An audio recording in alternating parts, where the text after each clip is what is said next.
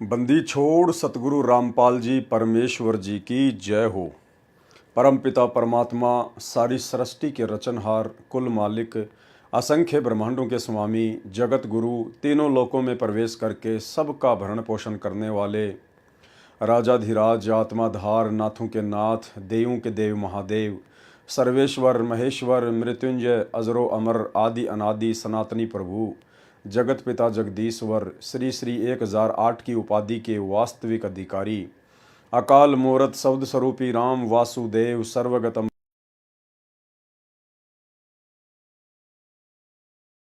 परम परम परम धनी परम वीर हक्का कदर अल्लाहु अकबर, बाखबर अल्लाह ताला, जगत के तारणहार, जगत के मुक्तिदाता, जगत के जगन्नाथ, हारे के सहारे, हिंदुओं के राम, मुसलमानों के अल्लाह, सिखों के वाहिगुरु, ईसाइयों के मसीह, दया के सागर दयानिधि, करुणा के सागर करुणानिधि, स्वयंभू परिभू, संकट मोचन, कष्ट हरण, मंगल करण, दुख भंजन, अविगत कबीर, निर्विकार निर्विषम परमात्मा, अलय अलेख सतगुरु, आदि अनादि सतगुरु, असली मर्यादा पुरुषोत्तम, असली राम, असली कृष्ण, असली घनश्याम, असली मुरारी, राजाओं के राजा, महाराजाओं के महाराजा, शहंशाहों के शहंशाह, सम्राटों के सम्राट, भगवानों के भगवान, अल्लाहों के अल्लाह, प्रभुओं के प्रभु, मसीहों के मसीह, सच्चे वाहिगुरु, बाबाओं के बाबा, पीरों के पीर, सेठों के सेठ, जगत सेठ, सावड़सा सेठ, सर्वगुण संपन्न, अनंत कोटि कलाओं के स्वामी, अनंत कोटि ब्रह्मांडों के नायक, योगियों में महायोगी, ध्यानियों में महाध्यानी, सिद्धों में परम सिद्ध, ज्ञानियों में तत्व ज्ञानी, ब्रह्म ज्ञानी, महाज्ञानी, परम ज्ञानी, सर्वश्रेष्ठ ज्ञानी, विज्ञानी, युवा कबीर, समरथ कबीर, असमवात, अमित ओजा, सच्चे रहनुमा, करीम अल्लाह, सुभान अल्लाह, दुनिया के अंतिम पैगंबर, 8 सितंबर 1951 से गांव धनाना, जिला सोनीपत, हरियाणा, भारतवर्ष की पावन भूमि पे प्रकट रियल कल की भगवान श्री नारायण साकार हरि बाबा साहेब संत श्रोमणी सतगुरु रामपाल जी परमेश्वर जी के चरण कमल में साध संगति से जुड़े हुए देश विदेश से हम सभी सत्सेवक भाई बहनों का अनंत कोटि दंडवत प्रणाम। सत्साई भाई और बहनों, पवित्र पुस्तक भक्ति और भगवान के ऊपर लगातार वीडियो बनाने की श्रृंखला जारी है। इसी श्रृंखला में आज हमारा ये 18वें नंबर का वीडियो है। भाई और बहनों, आगे हम एक भगत के इंटरव्यू पर बढ़ें उससे पहले एक छोटी सी जानकारी आप सभी साध संगति से जुड़े हुए सत्सेवक भाई बहनों को दास देना चाहेगा। सतगुरु रामपाल जी परमेश्वर जी के आशीर्वाद से, उनकी सत्य प्रेरणा से इसी पुस्तक भक्ति और भगवान में आगे चलकर जो सृष्टि रचना का विवरण दिया हुआ है, यानी परमेश्वर तकरीबन अपनी सभी पुस्तकों के अंत में सृष्टि रचना का विवरण देते ही देते हैं। तो परमेश्वर ने दास को प्रेरणा की कि सृष्टि रचना के ऊपर वीडियो बनना चाहिए, क्योंकि जिस भगत को सृष्टि रचना अच्छे से समझ में नहीं आएगी, जो भगत सृष्टि रचना के मर्म को, निष्कर्ष को, सार को नहीं समझ पाएगा, नहीं पकड़ पाएगा, वो भगत सतगुरु रामपाल जी परमेश्वर जी के यथार्थ भक्ति मार्ग को नहीं समझ पाएगा। काल कैसे और कब अपना षड्यंत्र करेगा वो नहीं समझ पाएगा। परमात्मा कब और कैसे भगत को सूक्ष्म ज्ञान के माध्यम से समझाना चाहते हैं, भगत नहीं समझ पाएगा। सतगुरुदेव भगवान के संकेतों को, इशारों को भगत नहीं समझ पाएगा। और जब इतना सब कुछ समझ ही नहीं पाएगा तो वो भक्ति मार्ग पर भी सफल नहीं हो पाएगा। तो भाई और बहनों, वर्तमान में हम सभी भगत आत्माएं इस यथार्थ 13वें कबीर पंथ में, जो सन 1994 से सतगुरु रामपाल जी परमेश्वर जी ने प्रारंभ कर दिया है, स्वयं सतलोक के राजा कबीर साहिब ने सतगुरु रामपाल जी परमेश्वर जी के रूप में आकर, इस चोले में आकर अपने सत भक्ति मार्ग को शुरू कर दिया है। काल इस सत भक्ति मार्ग के पीछे, इस सत भक्ति मार्ग को अवरुद्ध करने के लिए अपने एजेंटों के मार्फत, वो एजेंट जो सतगुरु रामपाल जी परमेश्वर जी के इर्द गिर्द उसने पैदा कर रखे हैं, सतगुरु रामपाल जी परमेश्वर जी के कलयुगी रिश्तेदारों के रूप में, भाई बंधु, बेटा बेटी, रिश्तेदार, इनके रूप में पैदा कर रखे हैं। काल इन सभी एजेंटों के मार्फत बरकस कोशिश कर रहा है कि कैसे संत रामपाल जी के मार्ग को अवरुद्ध किया जाए, कैसे इन भोली भाली आत्माओं की मर्यादा तोड़वाई जाए, कैसे इनको सतगुरु के रहम से दूर किया जाए। तो भाइयों और बहनों, जब तक हम सृष्टि रचना को नहीं समझेंगे, क्योंकि काल केवल उतना ही कर सकता है जितना उसने सतलोक में आप और हम सभी आत्माओं को भ्रमित किया था, और परमात्मा भी केवल संकेत ही करेंगे कि काल तुम्हें कैसे ठगेगा, किस प्रकार से ठगेगा, कैसे तुमने बचना है। ये सारी जानकारी भी परमात्मा ने हमारे को सूक्ष्म रूप में सृष्टि रचना के माध्यम से बता दी है। लेकिन ज़्यादातर भगत भाई बहन सृष्टि रचना के मर्म को समझ नहीं पाते, जिस कारण से सब कुछ प्रत्यक्ष होते हुए भी सतलोक आश्रम मैनेजमेंट हरियाणा के पीछे लगकर और निरंतर अपनी भक्ति को बर्बाद करते जा रहे हैं, परमात्मा की मर्यादाओं से कोसों दूर होते जा रहे हैं। तो गुरुदेव भगवान ने दया बख्शी, दास को सत प्रेरणा की। सृष्टि रचना के ऊपर हम आगे वीडियो बनाएंगे। अभी 2, 4, 5 इंटरव्यू शेष हैं।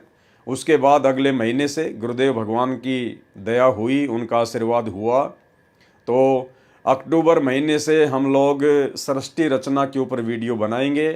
तकरीबन 6 से 7 वीडियो 2-2 घंटे के बनेंगे।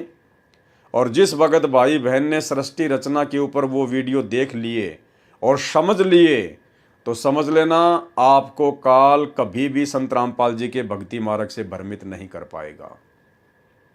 भाई और बहनों, वैसे तो सृष्टि रचना सतगुरु रामपाल जी परमेश्वर जी ने अपने सत्संगों में बताई रखी है, सैकड़ों बार सुना रखी है, लेकिन वो सृष्टि रचना जो गुरुदेव भगवान अपने सत्संगों में सुनाते हैं सरल रूप में, वो सृष्टि रचना केवल जगत वाले भाई बहनों के लिए है।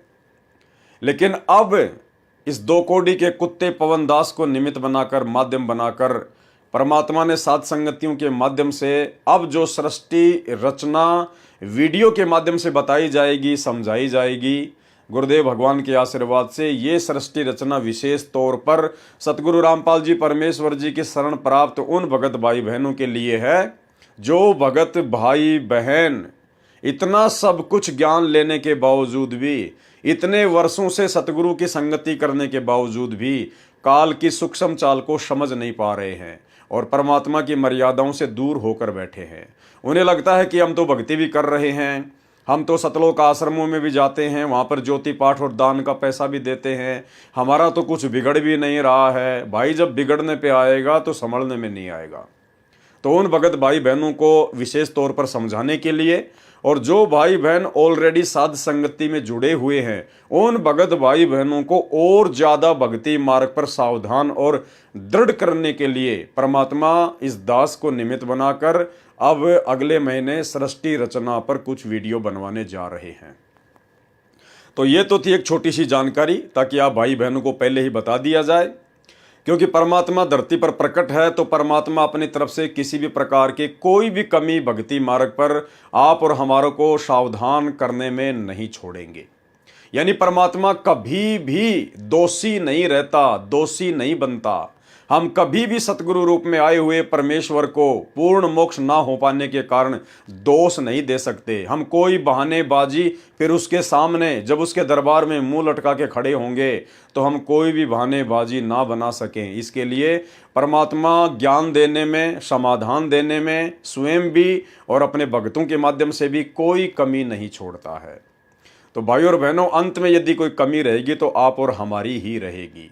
तो सृष्टि रचना के ऊपर अगले महीने अक्टूबर 2024 से वीडियो बनने की श्रृंखला जारी हो जाएगी, और उसके अंतर्गत कुछ एक पुस्तकें हैं, उनका भी बीच में हवाला दिया जाएगा, ताकि हम अच्छे से समझ सकें कि काल वर्तमान में कहाँ बैठा है, काल धरती पर वर्तमान में कहाँ बैठा है, और काल किन लोगों के माध्यम से संत रामपाल जी के भक्तों को भ्रमित करने का पूरा प्रयास करेगा और कर भी रहा है। तो ये एक छोटी सी जानकारी थी सृष्टि रचना को लेकर, ताकि आप सभी भगत भाई बहन सावधान रहें, तैयार रहें अगले महीने सृष्टि रचना के ऊपर वीडियो देखने के लिए।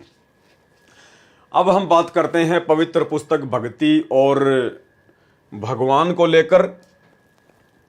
एक इंटरव्यू हमने डॉक्टर ओम प्रकाश हुड्डा को लेकर लाइव चलाया। आप भाई बहनों को समझ में आ जाना चाहिए कि धरती पर वर्तमान में पूर्ण परमात्मा कबीर साहिब सतगुरु रामपाल जी परमेश्वर जी के चोले में ज्यों के त्यों सह शरीर प्रकट हैं, इसमें कोई मीन मेक नहीं है।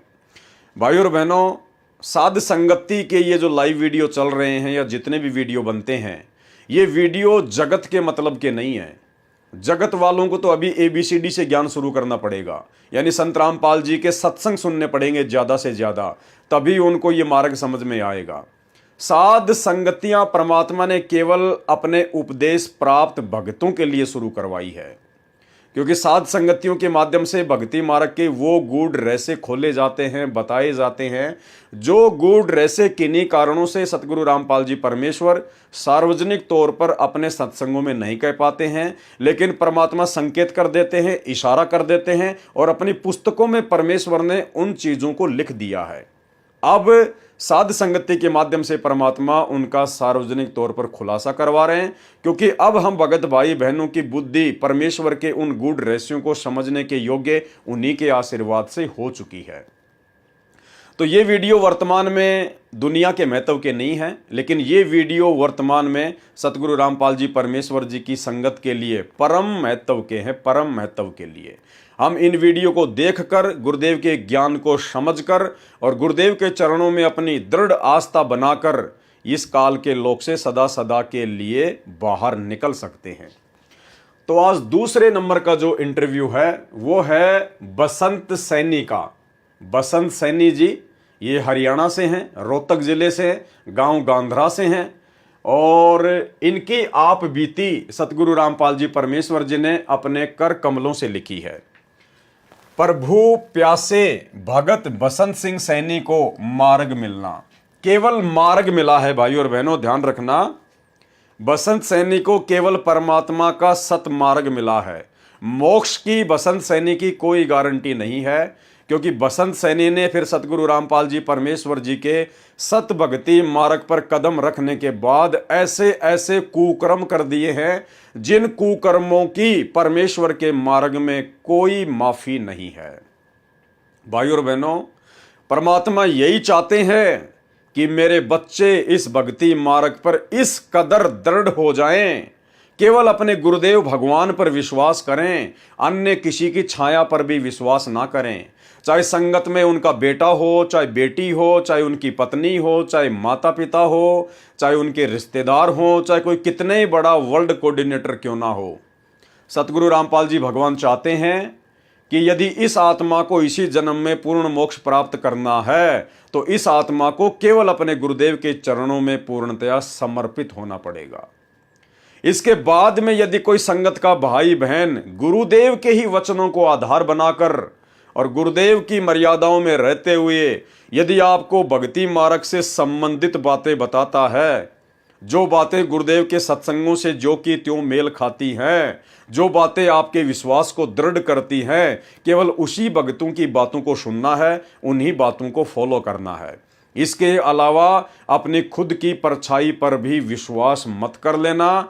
चाहे कोई कितनी मीठी मीठी बातें बताए, कोई कितनी मीठी मीठी गोलियां दे, सामने चाहे गुरुदेव का लड़का हो, चाहे लड़की हो, चाहे माता पिता हो, चाहे बेटा बेटी हो, चाहे भाई बंधु हों, चाहे उनके रिश्तेदार हों, चाहे देश का प्रधानमंत्री और राष्ट्रपति भी उपदेश लेने के बाद में आपको भ्रमित करने का प्रयास क्यों ना करे, आपने किसी की बात माननी ही नहीं है। परमात्मा कहते सुनो सबकी लेकिन करो मन की। करना वो है जो गुरुदेव भगवान ने हमें बता दिया है, जो आदेश दे दिए हैं तीनों समय की आरती के माध्यम से और अपने हजारों सत्संगों के माध्यम से।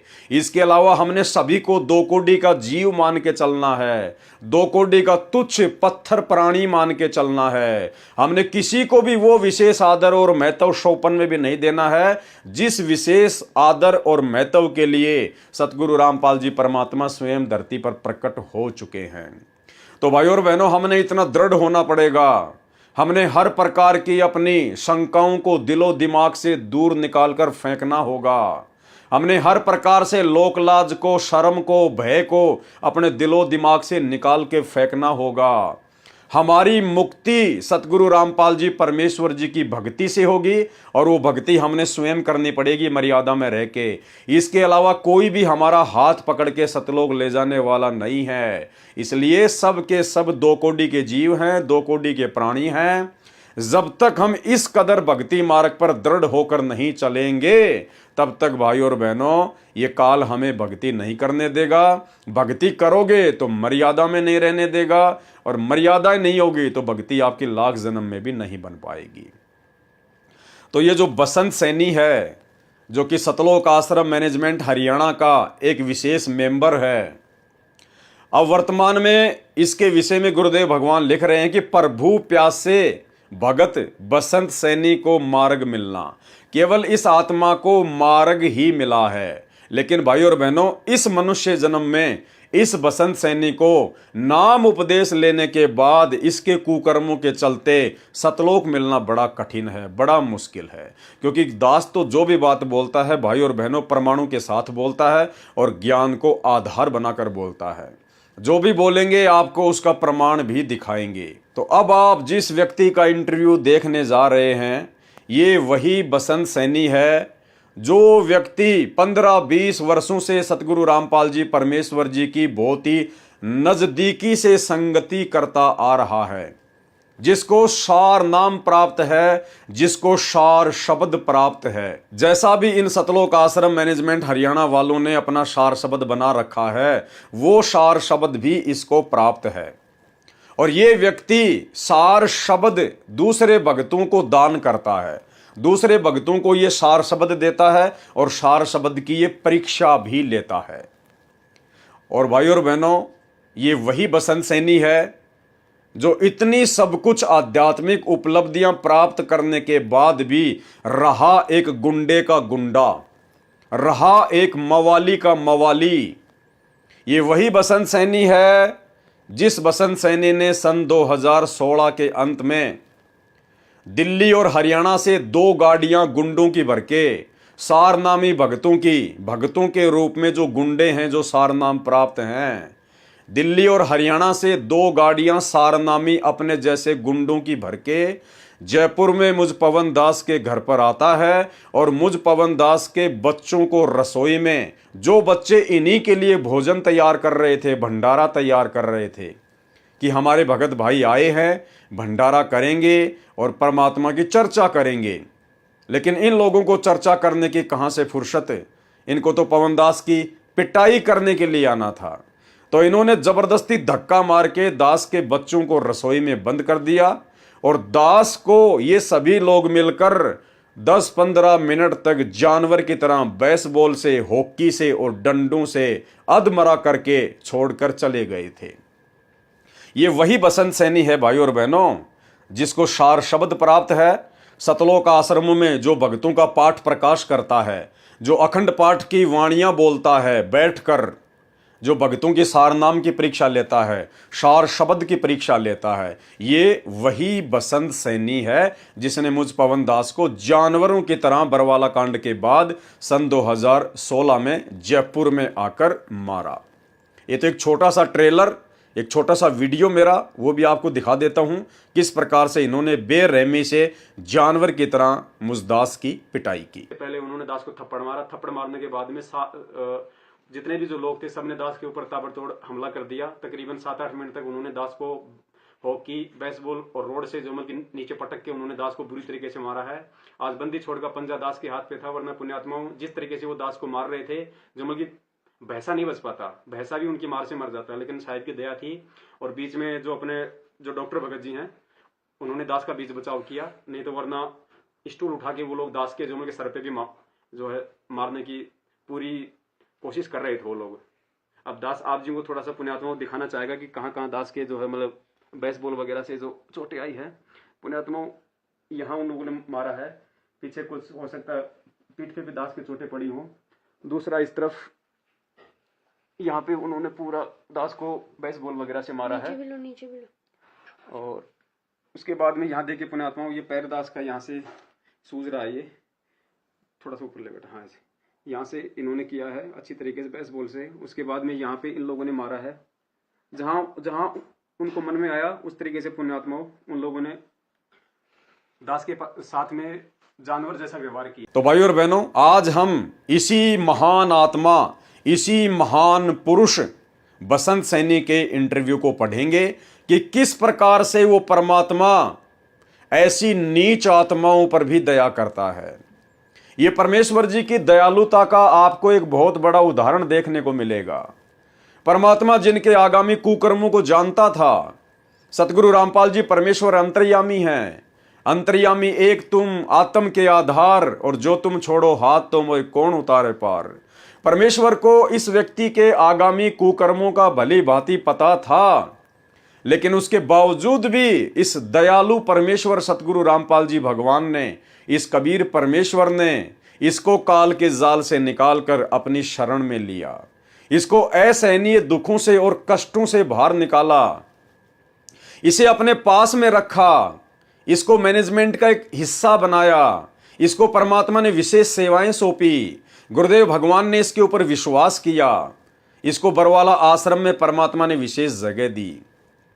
और जब इसको सारनाम प्राप्त हो गया, उसके बाद भाई और बहनों 2009 में इसी बसंत सैनी ने, जिसका इंटरव्यू आप जी देखने जा रहे हैं, जिसको सारनाम प्राप्त हो गया था सन 2009 में, और उसके बाद यही बसंत सैनी अपनी ही गुरु बहन के साथ में बरवाला में, जो कि एक भगत की भगतमती थी, वो भगत बेचारा सतलोक आश्रम बरवाला में परमानेंट सेवा किया करता था और अपने बच्चों के साथ में बरवाला में किराए का मकान लेके रहता था।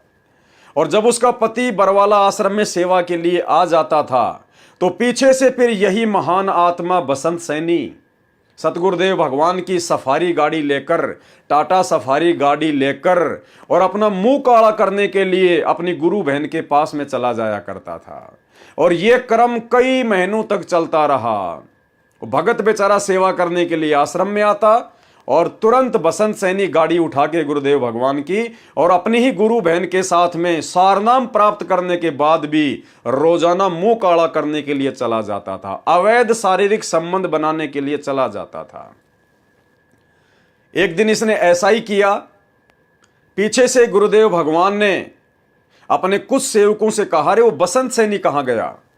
तो सेवकों ने कहा, जी आपने भेजा होगा कहीं ना कहीं उसको, आप ही की टाटा सफारी गाड़ी लेके गया है। तो गुरुदेव ने कहा कि जाओ उसका पीछा करो, कहां जाता है। तो भक्तों ने उसका पीछा किया। अब उसने तो वहीं जाना था, मुल्ला की दौड़, तो मस्जिद तक जाएगा कहां? तो वो जाकर मुंह काला कर रहा था। उन भक्तों ने उसको अर्धनग्न कपड़ों में उठाया, अर्धनग्न कपड़ों में, और वहीं से इसकी पिटाई करते करते करते करते सतगुरु रामपाल जी परमात्मा तक सतलोक आश्रम बरवाड़ा में लेकर आए।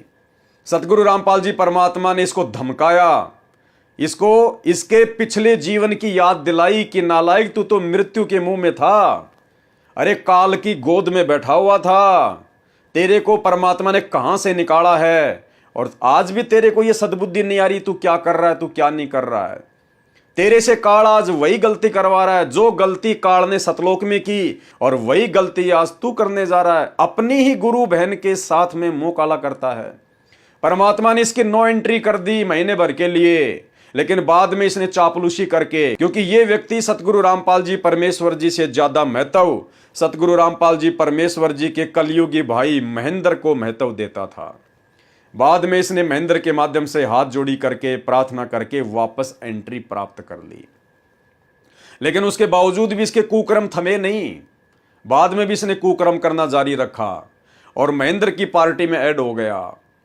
और महेंद्र के लिए, महेंद्र को गुरु बनाने के लिए, महेंद्र को सतलोक आश्रम बरवाला की गद्दी मिले, उसके लिए इसने महेंद्र का साथ देने में कोई कमी नहीं छोड़ी। आगे इसके कुकर्म आपको और भी दिखाएंगे, लेकिन अभी हम इसका इंटरव्यू शुरू करते हैं। तो क्या कहते हैं परमात्मा? प्रभु प्यासे भगत बसंत सिंह सैनी को मार्ग मिलना। वर्तमान में ये प्रभु प्यासा नहीं है, वर्तमान में ये प्रभु के खून का प्यासा है। वर्तमान में ये बसंत सैनी प्रभु के, कौन से प्रभु के? कबीर प्रभु सतगुरु रामपाल जी के खून का प्यासा है। ये लोग भगत के भेष में भेड़िए हैं, भेड़िए। सतगुरु रामपाल जी परमेश्वर के शत भक्ति मार्ग को, उनके मिशन को दिन रात ये लोग काल प्रेरणा से कुकर्म करके वही सारे कुकर्म 2019 में कांग्रेस सरकार का समर्थन करना, खुलकर समर्थन करना, भक्तों से वोट डलवाना गुरुदेव का आदेश बताकर, 2024 में बीजेपी सरकार का समर्थन करना, बीजेपी सरकार की रैलियों में भक्तों को बसों में बैठा बैठा के ले जाना, धनाना गांव में 50 लाख रुपए की लागत का धनाना गांव वालों के लिए बैडमिंटन का एक बहुत बड़ा स्टेडियम बना देना, सतलोक आश्रम धनाना में 3 एकड़ जमीन में हॉस्पिटल का काम शुरू कर देना, धनाना गांव वालों के लिए 2-2 एम्बुलेंस चला देना, धनाना गांव वालों के लिए फ्री में बसें चला देना, गांव वालों की रोडें ठीक करवाना, भक्तों को मजदूर बना देना, कभी हरियाणा के जाट आरक्षण में भक्तों को बैठाना, हरियाणा के जाट आरक्षण में भक्तों के दान का पैसा उन कुपात्रों को, जगत वालों को, जाट आरक्षण संघर्ष समिति वालों को चंदे के रूप में देना, राजस्थान के गैंगस्टर आनंदपाल सिंह की सीबीआई जांच के समर्थन में हरियाणा और राजस्थान में भक्तों को बैठा देना, राजपूत करणी सेना को भक्तों के दान का 5-5 लाख रुपया चंदे के रूप में देना, और भी ना जाने कितने कुकर्म, भक्ति विरुद्ध कर्म जो इन्होंने संगत से करवाने में और स्वयं करने में कोई कमी नहीं छोड़ी। तो उसी बसंत सैनी जी का, उसी महान आत्मा का आज आपको ये इंटरव्यू सुनाते हैं। देखो भाई और बहनों, परमात्मा दयालु है, परम दयालु है। परमात्मा मौका देता है जीव को। ये इतिहास गवाह है कि इस अंतर्यामी को सब कुछ पता होने के बावजूद भी जो गुण इस परमेश्वर के हैं दयालुता वाले, उसके अनुरूप परमात्मा काल के जीव को भी मौका देता है, ये सोचकर कि हो सकता है इसको शब्द की कोई चोट लग जाए, इसको ज्ञान की कोई चोट लग जाए और ये अपना जीवन सफल कर ले, अन्यथा काल की हद में तो है ही है। तो परमात्मा कहते हैं कि कबीर कपट से भक्ति करे उसको भी अपनाऊं, साम दाम दंड भेद से फिर सीधे रास्ते लाऊं। 650 साल पहले परमात्मा को इस बात का पता था, उस अंतर्यामी को यह मालूम था कि जिस कमाल नाम के लड़के को मैं मुर्दा से जिंदा कर रहा हूं और अपने पास में अपने बच्चे की तरह रखूंगा, उसकी परवरिश करूंगा, उसको दीक्षा दूंगा, वो आगे चलकर काल का विशेष एजेंट साबित होगा। सब कुछ पता होने के बावजूद भी परमात्मा ने उस काल प्रेरित आत्मा को, काल के एजेंट को अपने सीने से लगाया, अपने पास में रखा और अंत में वही कमाल नाम का लड़का गुरुद्रोही डिक्लेयर हुआ। परमेश्वर की संगत को उसने बर्बाद किया। लेकिन परमात्मा दयालु हैं, इनका गुण है, ये अपना कार्य पूरा करते हैं। तो भाई और बहनों, ठीक इसी प्रकार वर्तमान में इस भोली और नादान संगत को जो ये बहुत बड़े बड़े परम भगत दिखाई देते हैं, जो आश्रम खोल खोल के बैठे हैं, आश्रमों के संचालक बन के बैठे हुए हैं, जो भक्तों से सारे सत्संगों के विरुद्ध कुकर्म करवा रहे हैं, गुरुजी का बेटा बेटी भाई बंधु रिश्तेदार, ये स्टेट कोऑर्डिनेटर जिला कोऑर्डिनेटर जो संगत को नादानी के चलते परम भगत दिखाई देते हैं, भाई और बहनों, ये सब के सब काल के द्वारा धरती पर भेजे गए उसके मुख्य मुख्य एजेंट हैं। और सतगुरु रामपाल जी परमेश्वर जी के भक्ति मार्ग को इन्हीं मुख्य एजेंटों के द्वारा वर्तमान में सत्संगों के विरुद्ध सारे कर्म संगत से करवाकर लगातार पीछे धकेला जा रहा है। भाई और बहनों, परमात्मा समझाने में कोई कमी नहीं छोड़ेगा। परमात्मा ने अपने सत्संगों में समझाने में कोई कमी नहीं छोड़ी। और वर्तमान में पिछले 9 साल से परमात्मा ने साध संगतियां शुरू करवा रखी है। हजारों वीडियो इन्हीं लोगों के कुकर्मों पर बना दिए गए हैं। हाथ कंगन को आरसी क्या, पढ़े लिखे को फारसी क्या। फेसबुक पेज पवन दास इस लाइव के ऊपर सारे वीडियो पड़े हुए हैं, सर्च करके देख सकते हैं। अन्यथा भाई आप स्वयं दोषी होगे, परमात्मा दोषी नहीं कहलाएगा। प्रभु प्यासे भगत बसंत सैनी को मार्ग मिलना। मैं बसंत सिंह सैनी, गांव गांधरा, जिला रोहतक, हरियाणा का रहने वाला हूं तथा पुराना पता मकान नंबर S161 पांडव नगर, नजदीक मदर डेरी, यमुना पार, दिल्ली 92 में रहता था। हमारे परिवार पर मानो दुखों का पहाड़ टूटा हुआ था। फिर भी परमात्मा को पाने की चाहत व दुखों की निवृत्ति के लिए संतों व महंतों के पास आते जाते रहते थे, परंतु कहीं भी दुखों का निवारण नहीं हुआ। आखिरकार एक जाने माने संत श्री आसाराम बापू से मिले। उस समय बापू जी की संगत दिल्ली में लगभग 1000 थी, जिसके कारण बहुत नजदीक से मिलने का मौका मिला। हमने अपने दुख व परमात्मा पाने की जिज्ञासा उनके सामने रखी। उन्होंने हमें 7 मंत्र दिए। ओम गुरु हरि ओम, ओम ए नमः, ओम नमः शिवाय, ओम नमः भगवते वासुदेवाय, ही रामाय नमः व गायत्री मंत्र इत्यादि, जिनमें से एक छांटने के लिए कहा गया और एक सोहम मंत्र जो श्वास के द्वारा शो अंदर वह हम बाहर निकालकर जाप के लिए कहा गया। एकादशी व पूर्णिमा का व्रत, सोमवार का व्रत व अष्टमी का व्रत करने को कहा। ज्यादा से ज्यादा त्रिबंध प्राणायाम व सिद्धासन में बैठकर ध्यान लगाना व अनुष्ठान करना बताया। हमने मंत्र लिया तथा अपने दुख उनके सामने रोए तथा बताया कि हमारे ताऊ जी जो 40 वर्ष पहले मर गए थे वह बहुत बड़ा भूत बना हुआ है, वो प्रेत बना हुआ है। उसने हमारे 2 भाइयों को मार दिया, 8-10 भैंसों को मार दिया, 5-6 गायों को मार दिया। पशुओं का कोई भी बच्चा जीवित नहीं रहता। घर के सभी सदस्य बीमार रहते हैं, दुख के कारण बेहाल हैं तथा किसी भी काम धंधे को नहीं चलने देता। यानी इस आदमी के ऊपर इसके प्रारब्ध कर्मों के कारण दुखों का पहाड़ टूटा हुआ था। यदि इस आत्मा को सतगुरु रामपाल जी परमात्मा अपनी शरण में ना लेते तो भाई और बहनों, काल इस आत्मा को कब का उठा ले जाता। अब कह रहा है कि आपके पिताजी को लेकर जाऊंगा। हमने बापूजी से प्रार्थना की कि हमें बचाओ, परंतु 6 महीने बाद वह प्रेत हमारे पिताजी को भी ले गया। बापूजी ने कहा कि जो हुआ वह तो होना ही था। पशु आदि व धन की हानि तथा शारीरिक बीमारी तो पाप का भोग है। जो जीव के प्रारब्ध में लिखा होता है वह तो भोगना ही पड़ता है। आप भक्ति करो। हम परमात्मा प्राप्ति के लिए लगे रहे।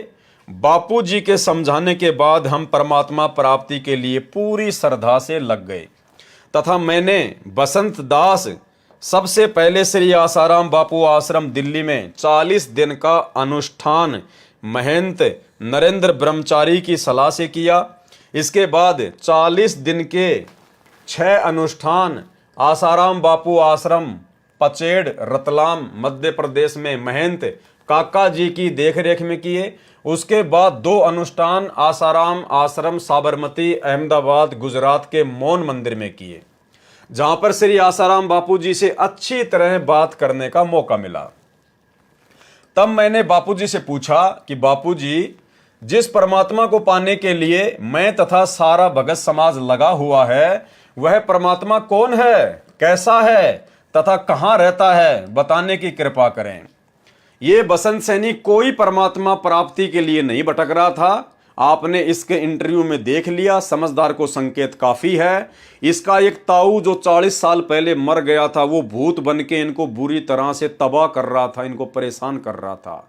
इसके 2 भाइयों को मार दिया, इसकी 5 भैंसों को मार दिया, 6 गायों को मार दिया और इसके बाप को मार दिया। ये केवल अपने दुखों से दुखी होकर दर दर की ठोकरें खा रहा था, भटकता फिर रहा था। ये परमात्मा प्राप्ति के लिए किसी साधु संत महात्मा के लिए नहीं गया था और ना जा रहा था। ये केवल अपने संकट निवारण के लिए, भूत भगाने के लिए दर दर भटक रहा था। ये सुनकर बापूजी ने कहा कि आप लगे रहो, सब पता चल जाएगा, और बताया कि गीता जी के 1 अध्याय का पाठ प्रतिदिन करना है। और कभी मेरे दर्शनों की इच्छा हो तो एक क्रिया बताता हूं कि 3 दिन तक एक कमरे में बंद हो जाओ। कमरे में बंद होने से पहले दिन खाना पीना छोड़ दो ताकि शाम तक लैट्रिन व बाथरूम से निवृत्त हो जाएं। उसके 3 दिन तक कुछ भी खाना पीना नहीं है, न बाहर निकलना है, कमरे में रहो, त्राटक करो। घर जाकर मैंने ये 3 बार किया, परंतु बापू के दर्शन नहीं हुए। अनुष्ठान के समय जीवन मृत्यु से जूझकर बीमारी का सामना करना पड़ा। ये बीमार भी हो गया था भयंकर तरीके से, परंतु फिर भी परमात्मा पाने के लिए लगा रहा। परमात्मा पाने के लिए नहीं, बल्कि अपने संकट निवारण के लिए लगा रहा, भटकता रहा। सितंबर 2000 में संत रामपाल दास जी महाराज का सत्संग काठमंडी रोहतक में सुना। फिर इसके ऊपर पूर्ण परमेश्वर कबीर साहेब सतगुरु रामपाल जी भगवान की दया हुई, मेहर हुई। सितंबर सन 2000 में संत रामपाल दास जी महाराज का सत्संग काठमंडी रोहतक में सुना। जिन्होंने तत्व ज्ञान के आधार पर गीता जी को समझाया, उसके बाद गीता जी का पाठ करने से मन में आने लगा कि गीता जी में भगवान क्या कह रहे हैं और बापू जी क्या बता रहे हैं। कहीं सचमुच हम भगवान के विरुद्ध तो साधना नहीं कर रहे हैं।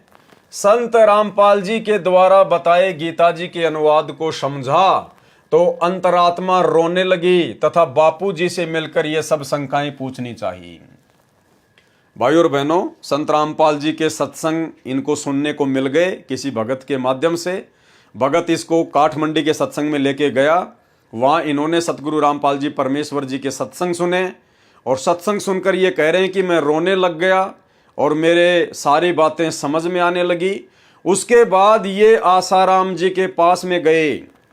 उसके बाद ये पुनः आसाराम जी के पास में गए, क्योंकि इनको आसाराम जी ही बहुत बड़े संत दिखाई दे रहे थे। संत रामपाल जी उसके बाद भी इनको संत रूप में दिखाई नहीं दे रहे थे। उसके बाद भी ये आसाराम जी के पास चले गए। भाइयों और बहनों, जो अच्छी आत्मा होती है परमात्मा की, उसकी पहचान बताई है गुरुदेव भगवान ने। उसकी पहचान बताई है। जो आत्मा युगों युगों से सतगुरु रामपाल जी परमेश्वर जी की शरण ग्रहण करती हुई आ रही है, जो आत्मा वास्तव में प्रभु की प्यासी है, उस आत्मा की परमात्मा ने एक पहचान बताई है। गुरुदेव भगवान कहते हैं ज्ञान का और घाम का चमका सा होता है। जिसको ये परमात्मा, ये पूर्ण संत समझ में आना होगा, जिन्हें इनके तत्व ज्ञान वाले सत्संग समझ में आने होंगे, उस आत्मा को केवल एक चिंगारी लगाने की आवश्यकता है, चिंगारी लगाने की। यदि वो पिछले जन्म जन्मांतरों की पुण्यकर्मी आत्मा है तो ज्ञान का और घाम का चमका सा होता है। जिसने समझना होता है वो एक झटके में समझ जाता है, अन्यथा भाइयों और बहनों वो फिर दर दर की ठोकरें ही खाता रहता है। वो आत्मा फिर भक्ति मार्ग पर सफल होने वाली आत्माओं में से नहीं है। जिस प्रकार गुरुदेव ने बताया कि दो दीपक हैं। एक ऐसा दीपक है जिसके अंदर तेल भी है और जिसमें बत्ती भी है, लेकिन किसी कारण से वो बुझ गया है। हवा के झोंके से वो दीपक बुझ गया है जिसमें ज्योति भी है और घी भी है। एक दीपक ऐसा है जो बिल्कुल नया है, बिल्कुल नया। उसमें पहली बार घी डाला जा रहा है और पहली बार उसमें ज्योति डाली जा रही है। अब भाइयों और बहनों, जिस दीपक में पहले से घी भी था और बत्ती भी थी, उसको जैसे ही आप जी जरा सी चिंगारी दिखाओगे, एक माचिस में, एक माचिस की तिल्ली में वो तुरंत जल उठेगा, क्योंकि वो पहले से जलता आ रहा था लेकिन किसी कारण से वो बुझ गया। तो इस प्रकार का जो दीपक है वो तो समझो परमात्मा की जन्म जन्मांतरों की अच्छी आत्मा है। जो आत्मा युगों युगों से सतगुरु की भक्ति करती आ रही है लेकिन किसी कारण से उसका पैर भक्ति से फिसल गया, तो ऐसी आत्मा जब सतगुरु की पुण्य शरण में आती है तो केवल उसको संकेत ही काफी होता है। उसको जरा सी चिंगारी गुरुदेव के सत्संगों की मिलेगी, तुरंत वो आत्मा जागृत हो उठेगी। और एक दीपक बिल्कुल नया है, उसमें पहली बार घी डाला जा रहा है, पहली बार उसके अंदर बत्ती डाली जा रही है, तो वो हो सकता है 2 तिल्लियां बर्बाद कर दे, 4 तिल्लियां बर्बाद कर दे, पूरी माचिस की माचिस भी बर्बाद कर दे। यानी उसको जागृत करने में थोड़ा टाइम लगता है। तो ये जो बसंत सैनी है, ये परमात्मा की उन आत्माओं में से है जो केवल पहली बार जिसमें घी डाला गया है, पहली बार जिसमें बत्ती डाली गई थी। अगर ये पिछले जन्म जन्मांतरों की अच्छी आत्मा होती तो भाई और बहनों, एक ही सत्संग में समझ में आता, दोबारा आसाराम बापू के पास में नहीं जाना पड़ता। लेकिन संत रामपाल जी के सत्संग सुनने के बाद, ज्ञान को समझने के बाद और आंखों से आंसू निकलने के बाद भी ये आसाराम के पास में फिर से धक्के खाने के लिए गया, क्योंकि हो सकता है आसाराम के पास ही पूर्ण समाधान होगा। संत रामपाल जी ना तो संत दिखाई देते और ना इनके पास में इतनी भक्तों की भीड़ है, ये कहां से पूर्ण संत होंगे। तो बसंत सैनी जी फिर वापस आसाराम जी के पास में चले गए। कहीं सचमुच हम भगवान के विरुद्ध तो साधना नहीं कर रहे हैं। संत रामपाल जी के द्वारा बताए गीता जी के अनुवाद को समझा तो अंतरात्मा रोने लगी। अरे सत्संग सुनकर जिसकी आत्मा रोने लग जाएगी वो आसाराम के पास धक्के खाने नहीं जाता। तथा बापूजी से मिलकर ये सब शंकाएं पूछनी चाहिए। अरे बापूजी से तू 10-15 साल तक जुड़ा हुआ था मेरे भाई, ना जाने तूने कितने बापू बना लिए थे संत रामपाल जी से पहले। आज से पहले वो तेरी शंका समाधान नहीं कर पाए, तो अब संत रामपाल जी के सत्संग सुनकर फिर भी उम्मीद जगा रहा है कि शायद आसाराम बापू ही मेरी शंकाओं का समाधान करेगा। तथा बापू जी से मिलकर ये सब शंकाएं पूछनी चाहिए। मैं बापू जी के पास गीता लेकर गया तथा गीता जी को दिखाकर सब शंकाएं पूछी, परंतु बापू जी ने किसी भी शंका का समाधान नहीं किया। मैंने बापूजी से कहा कि बापूजी, आपको परमात्मा के बारे में नहीं पता तो आप भगत समाज को अपने पास क्यों उड़जा रहे हो। इस पर बाबूजी मेरी तरफ घूर कर बोले कि तू क्या जाने भक्ति के विषय में। मैं उठकर रोता हुआ अपने घर आ गया। परमात्मा की प्राप्ति न होने से तथा उलझे हुए जीवन को देखते हुए तथा हट रूपी अनुष्ठान व व्रतों के करने से शरीर काफी कमजोर हो गया था और मृत्यु नजदीक दिखाई देने लगी। फिर अन्य संतों के पास में गया। उसके बाद संत रामपाल जी से सत्संग सुनने के बाद भी फिर ये दोबारा आसाराम के पास गया। उसके बाद फिर अन्य राधा स्वामी पता नहीं कितने संतों के पास में भटका ये, तो इसको ज्ञान का चमका नहीं हुआ। ये संत रामपाल जी की उन विशेष आत्माओं में से नहीं है जो आत्मा युगों युगों से उनकी भक्ति करती हुई आ रही है। अन्यथा संत रामपाल जी के सत्संग सुनने के बाद और सत्संग सुनकर आंखों से आंसू निकलने के बाद ये ना जाने कितने संतों के पास में और धक्के खाने के लिए चला गया। परमात्मा की प्राप्ति न होने से तथा उलझे हुए जीवन को देखते हुए तथा हट रूपी अनुष्ठान व व्रतों के करने से शरीर काफी कमजोर हो गया और मृत्यु नजदीक दिखाई देने लगी। फिर अन्य संतों राधा स्वामी पंथ, धन धन सतगुरु पंथ, श्री सतपाल जी महाराज, श्री बाल योगेश्वर जी महाराज, दिव्य ज्योति, ब्रह्म कुमारी, निरंकारी मिशन, जय गुरुदेव मथुरा वाले आदि के पास भटका। परंतु जो निर्णायक ज्ञान संत रामपाल जी महाराज ने बताया वह उपरोक्त किसी भी संत व पंथ के पास नहीं है। मतलब संत रामपाल जी से सत्संग सुनने के बाद में दूसरे संतों और पंथों के पास में ये केवल इसलिए भटकता रहा कि क्या वास्तव में संत रामपाल जी का ज्ञान सही है। अरे ये निर्णय उन पंथों में जाके थोड़ी करना था मेरे भाई। ये निर्णय तो परमात्मा जो पुस्तकें दिखा रहे थे, जो ज्ञान बता रहे थे, उन सत्संगों को सुन के करना था। वह उपरोक्त किसी भी संत व पंथ के पास नहीं है। मैं पश्चाताप करने लगा कि इस समय शायद पृथ्वी पर कोई भी संत ऐसा नहीं है जिसको परमात्मा प्राप्ति हुई हो। देखा, संत रामपाल जी के सत्संग सुनने के बाद में दर दर भटका और फिर क्या सोच रहा है कि मैं पश्चाताप करने लगा कि इस समय शायद पृथ्वी पर कोई भी संत ऐसा नहीं है जिसको परमात्मा की प्राप्ति हुई हो और जो ये बता सके कि वह परमात्मा कौन है, कैसा है और कहां रहता है। ये विचार करके मैं फूट फूट कर रातों में रोता रहा। संतों से विश्वास उठ गया। मन में आने लगा कि जब श्री आसाराम जी जैसे सुप्रसिद्ध संत ही शास्त्र विधि त्याग कर मनमाना आचरण कर तथा करवा रहे हैं तो किस संत पर विश्वास किया जाए। और फिर संत रामपाल जी के बारे में इनके क्या विचार थे उनके सत्संग सुनने के बाद भी। भाई और बहनों, संत रामपाल जी ज्ञान तो श्रेष्ठ बता रहे हैं, परंतु इनके पास जन समूह कुछ भी नहीं है। इनके पास में भक्तों की भीड़ नहीं है। मतलब केवल इस बात के कारण इसने संत रामपाल जी को प्रथम बार में रिजेक्ट कर दिया कि संत रामपाल जी का ज्ञान तो श्रेष्ठ है, लेकिन इनके पास में भक्तों की भीड़ नहीं है, इनके पास में जन समूह नहीं है, इसलिए संत रामपाल जी पूर्ण संत नहीं हो सकते, इनको परमात्मा की प्राप्ति नहीं हुई है, ये हमें कहां से परमात्मा की प्राप्ति करवा देंगे।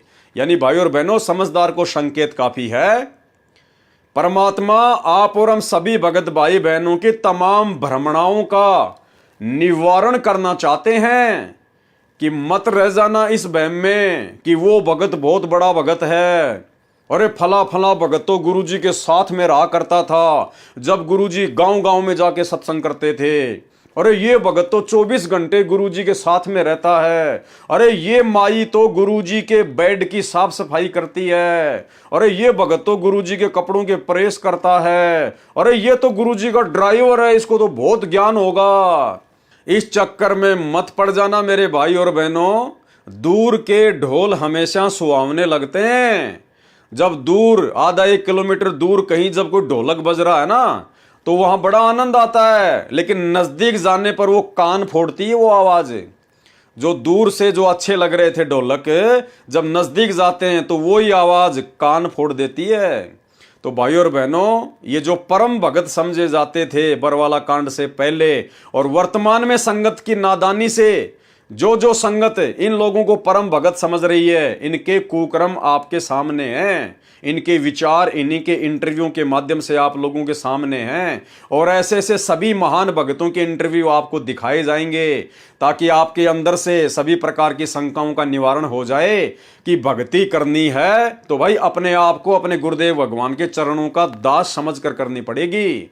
इन भक्तों के पीछे लगना, इन भक्तों को महत्व देना, विशेष इनको प्राथमिकता देना कुछ नहीं है, कुछ लेना देना नहीं है।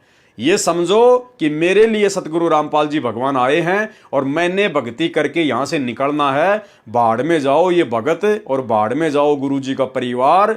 ना गुरु जी का परिवार मेरी मुक्ति कर सकता और ना ये बड़े बड़े भगत मेरी मुक्ति कर सकते। मेरी मुक्ति मेरे गुरु जी से होगी, मेरे गुरु जी की भक्ति से होगी, और भक्ति भाई मेरे को मर्यादा में रह के करनी पड़ेगी। इसके अलावा किसी के चक्कर में ना आ जाना।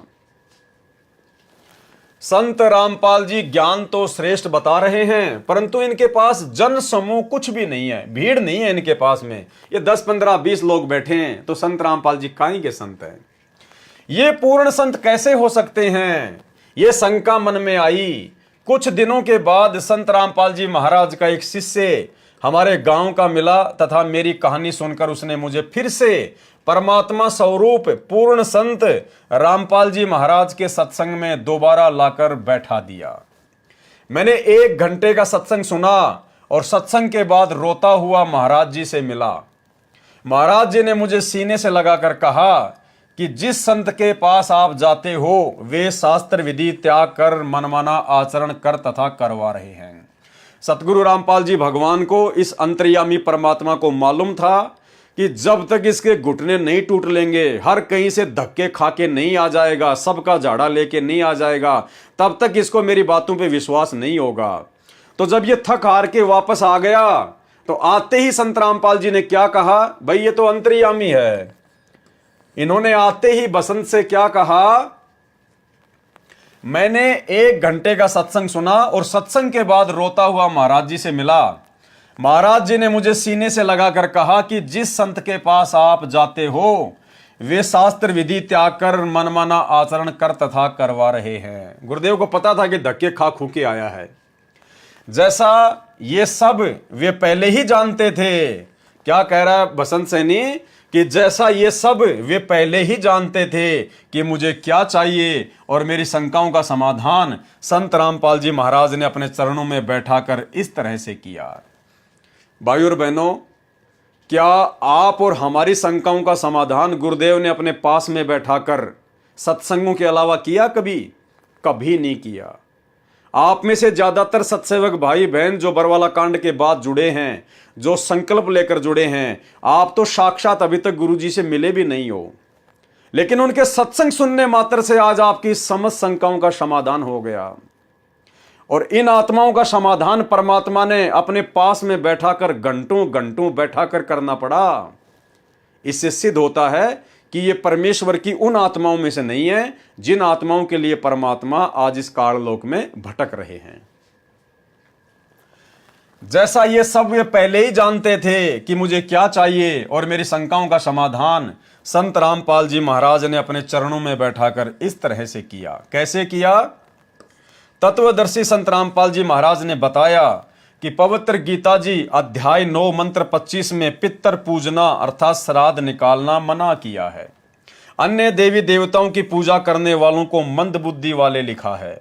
गीता अध्याय 7 मंत्र 12 से 15 तथा 20 से 23 तक। परंतु श्री आसाराम जी श्राद्ध महिमा नामक पुस्तक में श्राद्ध निकालने की श्रेष्ठ विधि बताते हैं। संत श्री आसाराम जी के साबरमती अहमदाबाद आश्रम से प्रकाशित पत्रिका ऋषि प्रसाद अंक नंबर 135 मार्च 2004 में लिखा है कि भूत पूजने वाले तथा पितरों को पूजने वाले तथा अन्य देवी देवताओं को पूजने वाले क्या बनेंगे? पढ़िए पत्रिका के अगले अंक में। अगले अंक की पत्रिका ऋषि प्रसाद अंक 136 अप्रैल 2004 पेज नंबर 19 में लिखा था कि भूत पूजने वाले भूत लोकों को प्राप्त होंगे तथा पितर पूजने वाले पितर लोकों को प्राप्त होंगे तथा श्री कृष्ण के पुजारी भगवान श्री कृष्ण जी के बैकुंठ लोक को प्राप्त होंगे, अर्थात वहां उनके नौकर बनेंगे, उनके गण बनेंगे। विचार श्री आसाराम जी द्वारा प्रकाशित श्राद्ध महिमा नामक पुस्तक में पितर पूजने की अच्छी विधि भी लिखी है, यानी पितर पूजने की बहुत ही अच्छी विधि संत श्री आसाराम जी बताते हैं कि पितर पूजने की भी बहुत अच्छी विधि केवल मेरे पास ही है। कृपया सोचें, कोई व्यक्ति यह भी कह रहा हो कि कुएं में गिरने वाले मृत्यु को प्राप्त होते हैं, फिर स्वयं ही कुएं में गिरने का परामर्श भी कर रहा है तथा कह रहा है कि कुएं में गिरने की अच्छी विधि बताता हूं कि दोनों कदम उठाकर एकदम छलांग लगाएं, यह कुएं में गिरकर मरने की श्रेष्ठ विधि है, जो ऐसा नहीं करता वह दोषी है। यानी अपनी पत्रिका ऋषि प्रसाद में श्री आसाराम जी ये भी लिखते हैं कि भूत पूजने वाले भूत बनेंगे, पितर पूजने वाले पितर बनेंगे, और फिर अपनी पुस्तक में ये भी लिख रहे हैं कि मेरे पास में श्राद्ध निकालने की सर्वश्रेष्ठ विधि है। तो गुरुदेव यहां पर उसी के शब्दों को उसी के ऊपर लागू कर रहे हैं। कोई व्यक्ति कहे कि कुएं में गिरने वाले मृत्यु को प्राप्त होते हैं, अर्थात भूत पूजने वाले भूत बनते हैं, फिर स्वयं ही कुएं में गिरने का परामर्श भी कर रहा है कि मेरे पास में श्राद्ध निकालने की अर्थात भूत बनाने की उत्तम विधि है, तथा कह रहा है कि कुएं में गिरने की अच्छी विधि बताता हूं कि दोनों कदम उठाकर एकदम छलांग लगाएं, ये कुएं में गिरकर मरने की श्रेष्ठ विधि है, जो ऐसा नहीं करता वह दोषी है। क्या वह व्यक्ति नेक है? ये भूमिका श्री आसाराम जी संत कर रहे हैं कि एक तरफ तो कह रहे हैं कि पितर व भूत पूजने वाले भूत व पितर बनकर भूत लोक व पितर लोक में जाएंगे, जहां पर वे भूखे प्यासे रहते हैं, फिर उनको श्राद्धों द्वारा तृप्त किया जाता है। एक और विचारणीय विषय है कि जब अपने माता पिता जीवित थे तो वे प्रतिदिन कम से कम 2 बार भोजन करते थे। अब मृत्यु के पश्चात वे श्री गीता जी विरुद्ध साधना करके दुखदायी भूत व पितर जूनी को प्राप्त कर चुके हैं। अब एक दिन के श्राद्ध से वे कैसे तृप्त हो सकते हैं? 364 दिन क्या खाएंगे? जिसके लिए संत आसाराम जैसे गुरुजन दोषी हैं, जो भोली भाली आत्माओं को गुमराह कर रहे हैं। शास्त्र ज्ञान से अपरिचित संत ही इस जीव को शास्त्र विधि रहित साधना करवाकर दुखदायी योनियों में डलवाते हैं। श्री आसाराम जी श्री शिव जी की उपासना का मंत्र ओम नमः शिवाय व श्री विष्णु जी का मंत्र ओम नमो भगवते वासुदेवाय बताते हैं। इसी के अतिरिक्त हरिओम, ओम गुरु आदि नामों में से कोई एक मंत्र अपनी इच्छा अनुसार चुन लेने को कहते हैं तथा सोहम को 2 हिस्से करके श्वास द्वारा स्मरण करना आदि मंत्र देते हैं, जो किसी शास्त्र में प्रमाण नहीं है। विचार करें, कोई रोगी जिसके पेट में दर्द हो किसी वैद्य के पास इलाज के लिए प्रार्थना करे, वैद्य उसके आगे 6 गोलियां डालकर कहे कि तेरी इच्छा हो इनमें से एक उठा ले, क्या वह वैद्य हो सकता है? पवित्र गीता जी अध्याय 8 मंत्र 13 में कहा है कि ओम इति एकाक्षरम ब्रह्म व्यवहरण माम अनुस्मरण ये प्रयाति तजन देहम स याति परमाम गतिम। इसका शब्दार्थ है कि गीता बोलने वाला ब्रह्म अर्थात काल कह रहा है कि माम ब्रह्म, मुझ ब्रह्म का तो इति यह एक ओम एकाक्षरम ओम एक अक्षर है, व्यवहारण उच्चारण करके अनुस्मरण सुमरण करने का ये जो साधक तजन देहम शरीर त्यागने तक अर्थात अंतिम श्वास तक पर्याति स्मरण साधना करता है, स वह साधक ही मेरे वाली परमाम गतिम परम गति को याति यानी प्राप्त होता है। भावार्थ है कि श्री कृष्ण जी के शरीर में प्रेत वर्त प्रवेश करके ब्रह्म अर्थात हजार भुजा वाला ज्योति निरंजन काल कह रहा है कि मुझ ब्रह्म की साधना केवल एक ओम नाम से मृत्यु पर्यंत करने वाले साधक को मुझसे मिलने वाला लाभ प्राप्त होता है। अन्य कोई मंत्र मेरी भक्ति का नहीं है तथा अपनी गति को भी गीता अध्याय 7 श्लोक 18 में अनुतमाम अर्थात अति घटिया बताया है।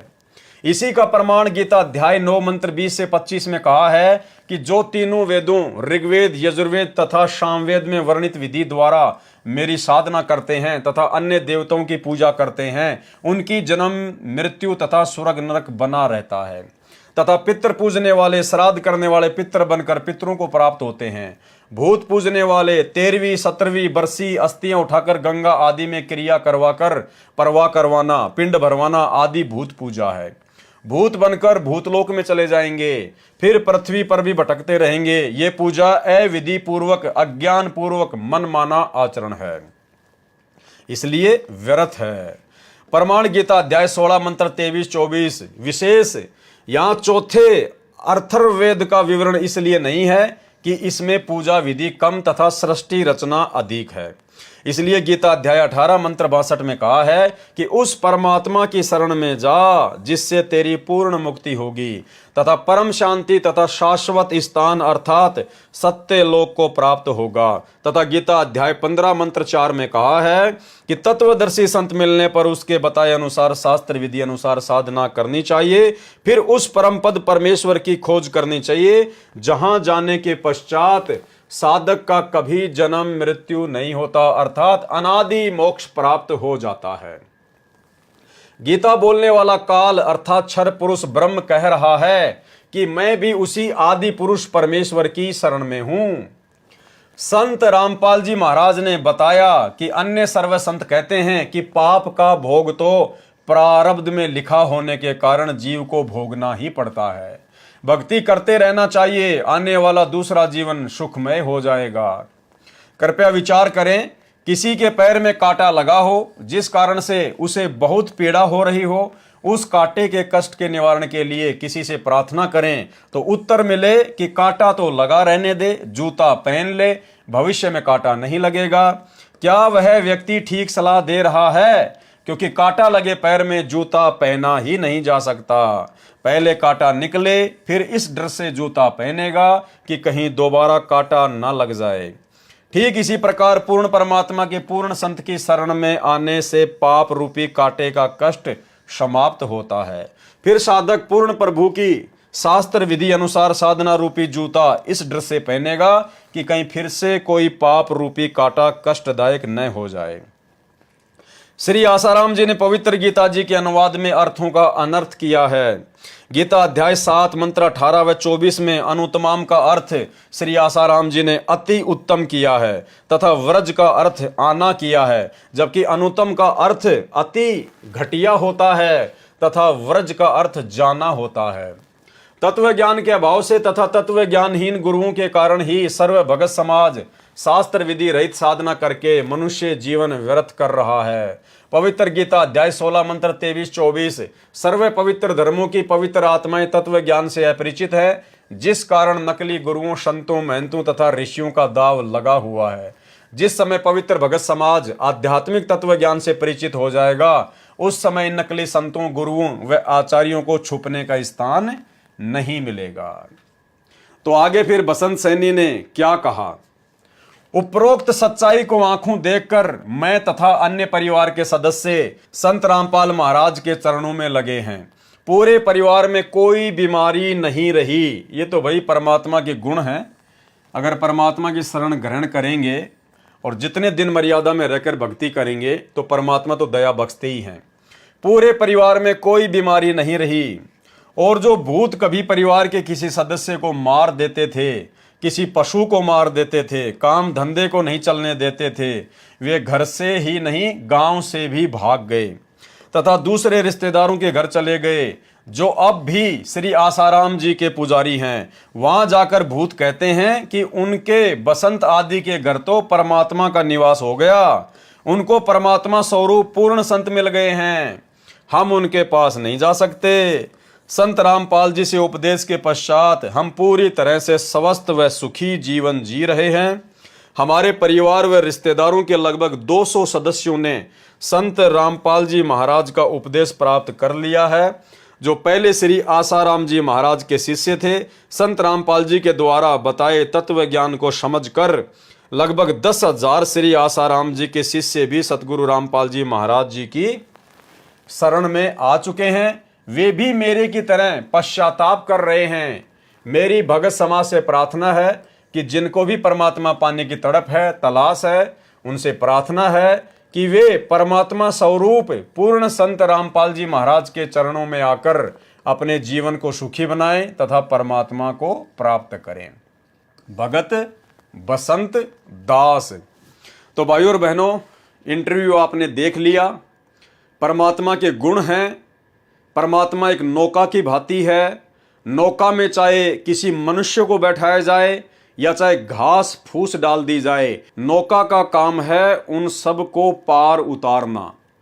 तो इसका मतलब ये नहीं है कि सतगुरु रामपाल जी परमात्मा की शरण में आने के बाद आप चाहे मर्यादा तोड़कर भक्ति करते रहें और परमात्मा आपको दूसरे किनारे लगा देगा। नहीं, परमात्मा का स्वभाव है, वो पापी से पापी को भी उपदेश देता है, अच्छी आत्मा को भी उपदेश देता है। परमात्मा सबके ऊपर समान रूप से दया करता है क्योंकि वे समदृष्टि हैं। लेकिन भक्ति मार्ग में आने के बाद जो जैसे कर्म करेगा, मोक्ष तो फिर उसके कर्मों के ऊपर है। तो भाइयों और बहनों, इंटरव्यू आपने पूरा देख लिया। अब आपको इस बसंत सैनी का एक सबसे घटिया कुक्रम बताते हैं। यानी इतना ज्ञान लेने के बाद, सतगुरुदेव भगवान की इतनी सुसंगति करने के बाद जीव आत्मा ने उनके प्रति समर्पित हो जाना चाहिए, उनके ज्ञान को आधार बनाकर अपने आत्म कल्याण के लिए।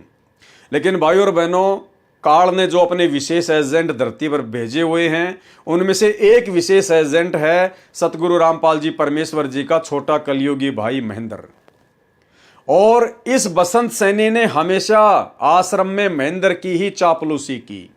हमेशा इसने महेंद्र की बातों को ज्यादा महत्व दिया और महेंद्र ने पूरी कोशिश की कि आश्रम की गद्दी मुझे प्राप्त हो। उसके अंदर महंत बनने की चाहत थी, वर्तमान में भी है। लेकिन ये तो परमात्मा के तत्व ज्ञान ने उसकी इस मन वांछित जिज्ञासा के ऊपर पानी फेर दिया, क्योंकि इन्होंने बहुत पहले एक षड्यंत्र रचा था। महेंद्र ने सन 2005 से पहले ही एक षड्यंत्र रच डाला था और उस षड्यंत्र का मुख्य हिस्सा ये बसंत सैनी भी था। भाइयों और बहनों, जब परमात्मा को इन सब बातों का पता चला तो परमात्मा ने अपने सत्संगों में कहना शुरू कर दिया कि मेरे सतलोक जाने के बाद में कोई भी शरीर रूप में गुरु नहीं होगा। यानी गुरुदेव ने स्पष्ट कर दिया था कि जब मैं सतलोक चला जाऊंगा उसके बाद ना तो मेरा बेटा गुरु बनेगा, ना मेरी बेटी बनेगी, ना मेरा भाई बनेगा, ना मेरा कोई भगत गुरु पद पे बैठेगा। केवल मेरे नूरी शरीर से, इलेक्ट्रॉनिक शरीर से, डीवीडी से, लैपटॉप से, कंप्यूटर से, यानी जो भी उपकरण होंगे उस समय, उन्हीं के माध्यम से हजारों वर्षों तक ये नाम दीक्षा दिलाई जाएगी। अन्यथा महेंद्र ने और महेंद्र की चापलूसी करने वाले इस बसंत ने और इनकी जैसी घटिया मानसिकता व सोच वाले अन्य लोगों ने पूरा षड्यंत्र सेट कर लिया था। एक छोटा सा वीडियो दिखाता हूं आपको बरवाला कांड के बाद का, जब ये दास पवन दास जगह जगह इस नादान संगत को सतलोक आश्रम मैनेजमेंट हरियाणा की और सतगुरु रामपाल जी परमेश्वर जी के कलयुगी परिवार की असलियत बताता फिरता था। जगह जगह सात संगतियों के माध्यम से कभी 10 भक्तों को इकट्ठा करना, कभी 20 को, कभी 50 को, जैसा भी था। तो इसी सिलसिले में दास मध्य प्रदेश गया हुआ था, मध्य प्रदेश के भीतरवार में, और वहां पर इन लोगों को पहले ही पता चल गया कि पवन दास वहां पर गया हुआ है और वहां पर भगत समाज को हमारी पोल पट्टी के बारे में बताएगा।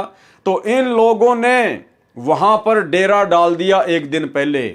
मध्य प्रदेश का स्टेट कोऑर्डिनेटर और हरियाणा से गाड़ियां भर के चली गई, जिसका नेतृत्व ये बसंत सैनी कर रहा था। ये सभी लोग वहां चले गए कि पवन दास का यहां पर प्रोग्राम नहीं होना चाहिए, साथ संगति नहीं होनी चाहिए। भाई और बहनों, हम लड़ाई झगड़ा नहीं चाहते, हम शांति प्रिय आदमी हैं।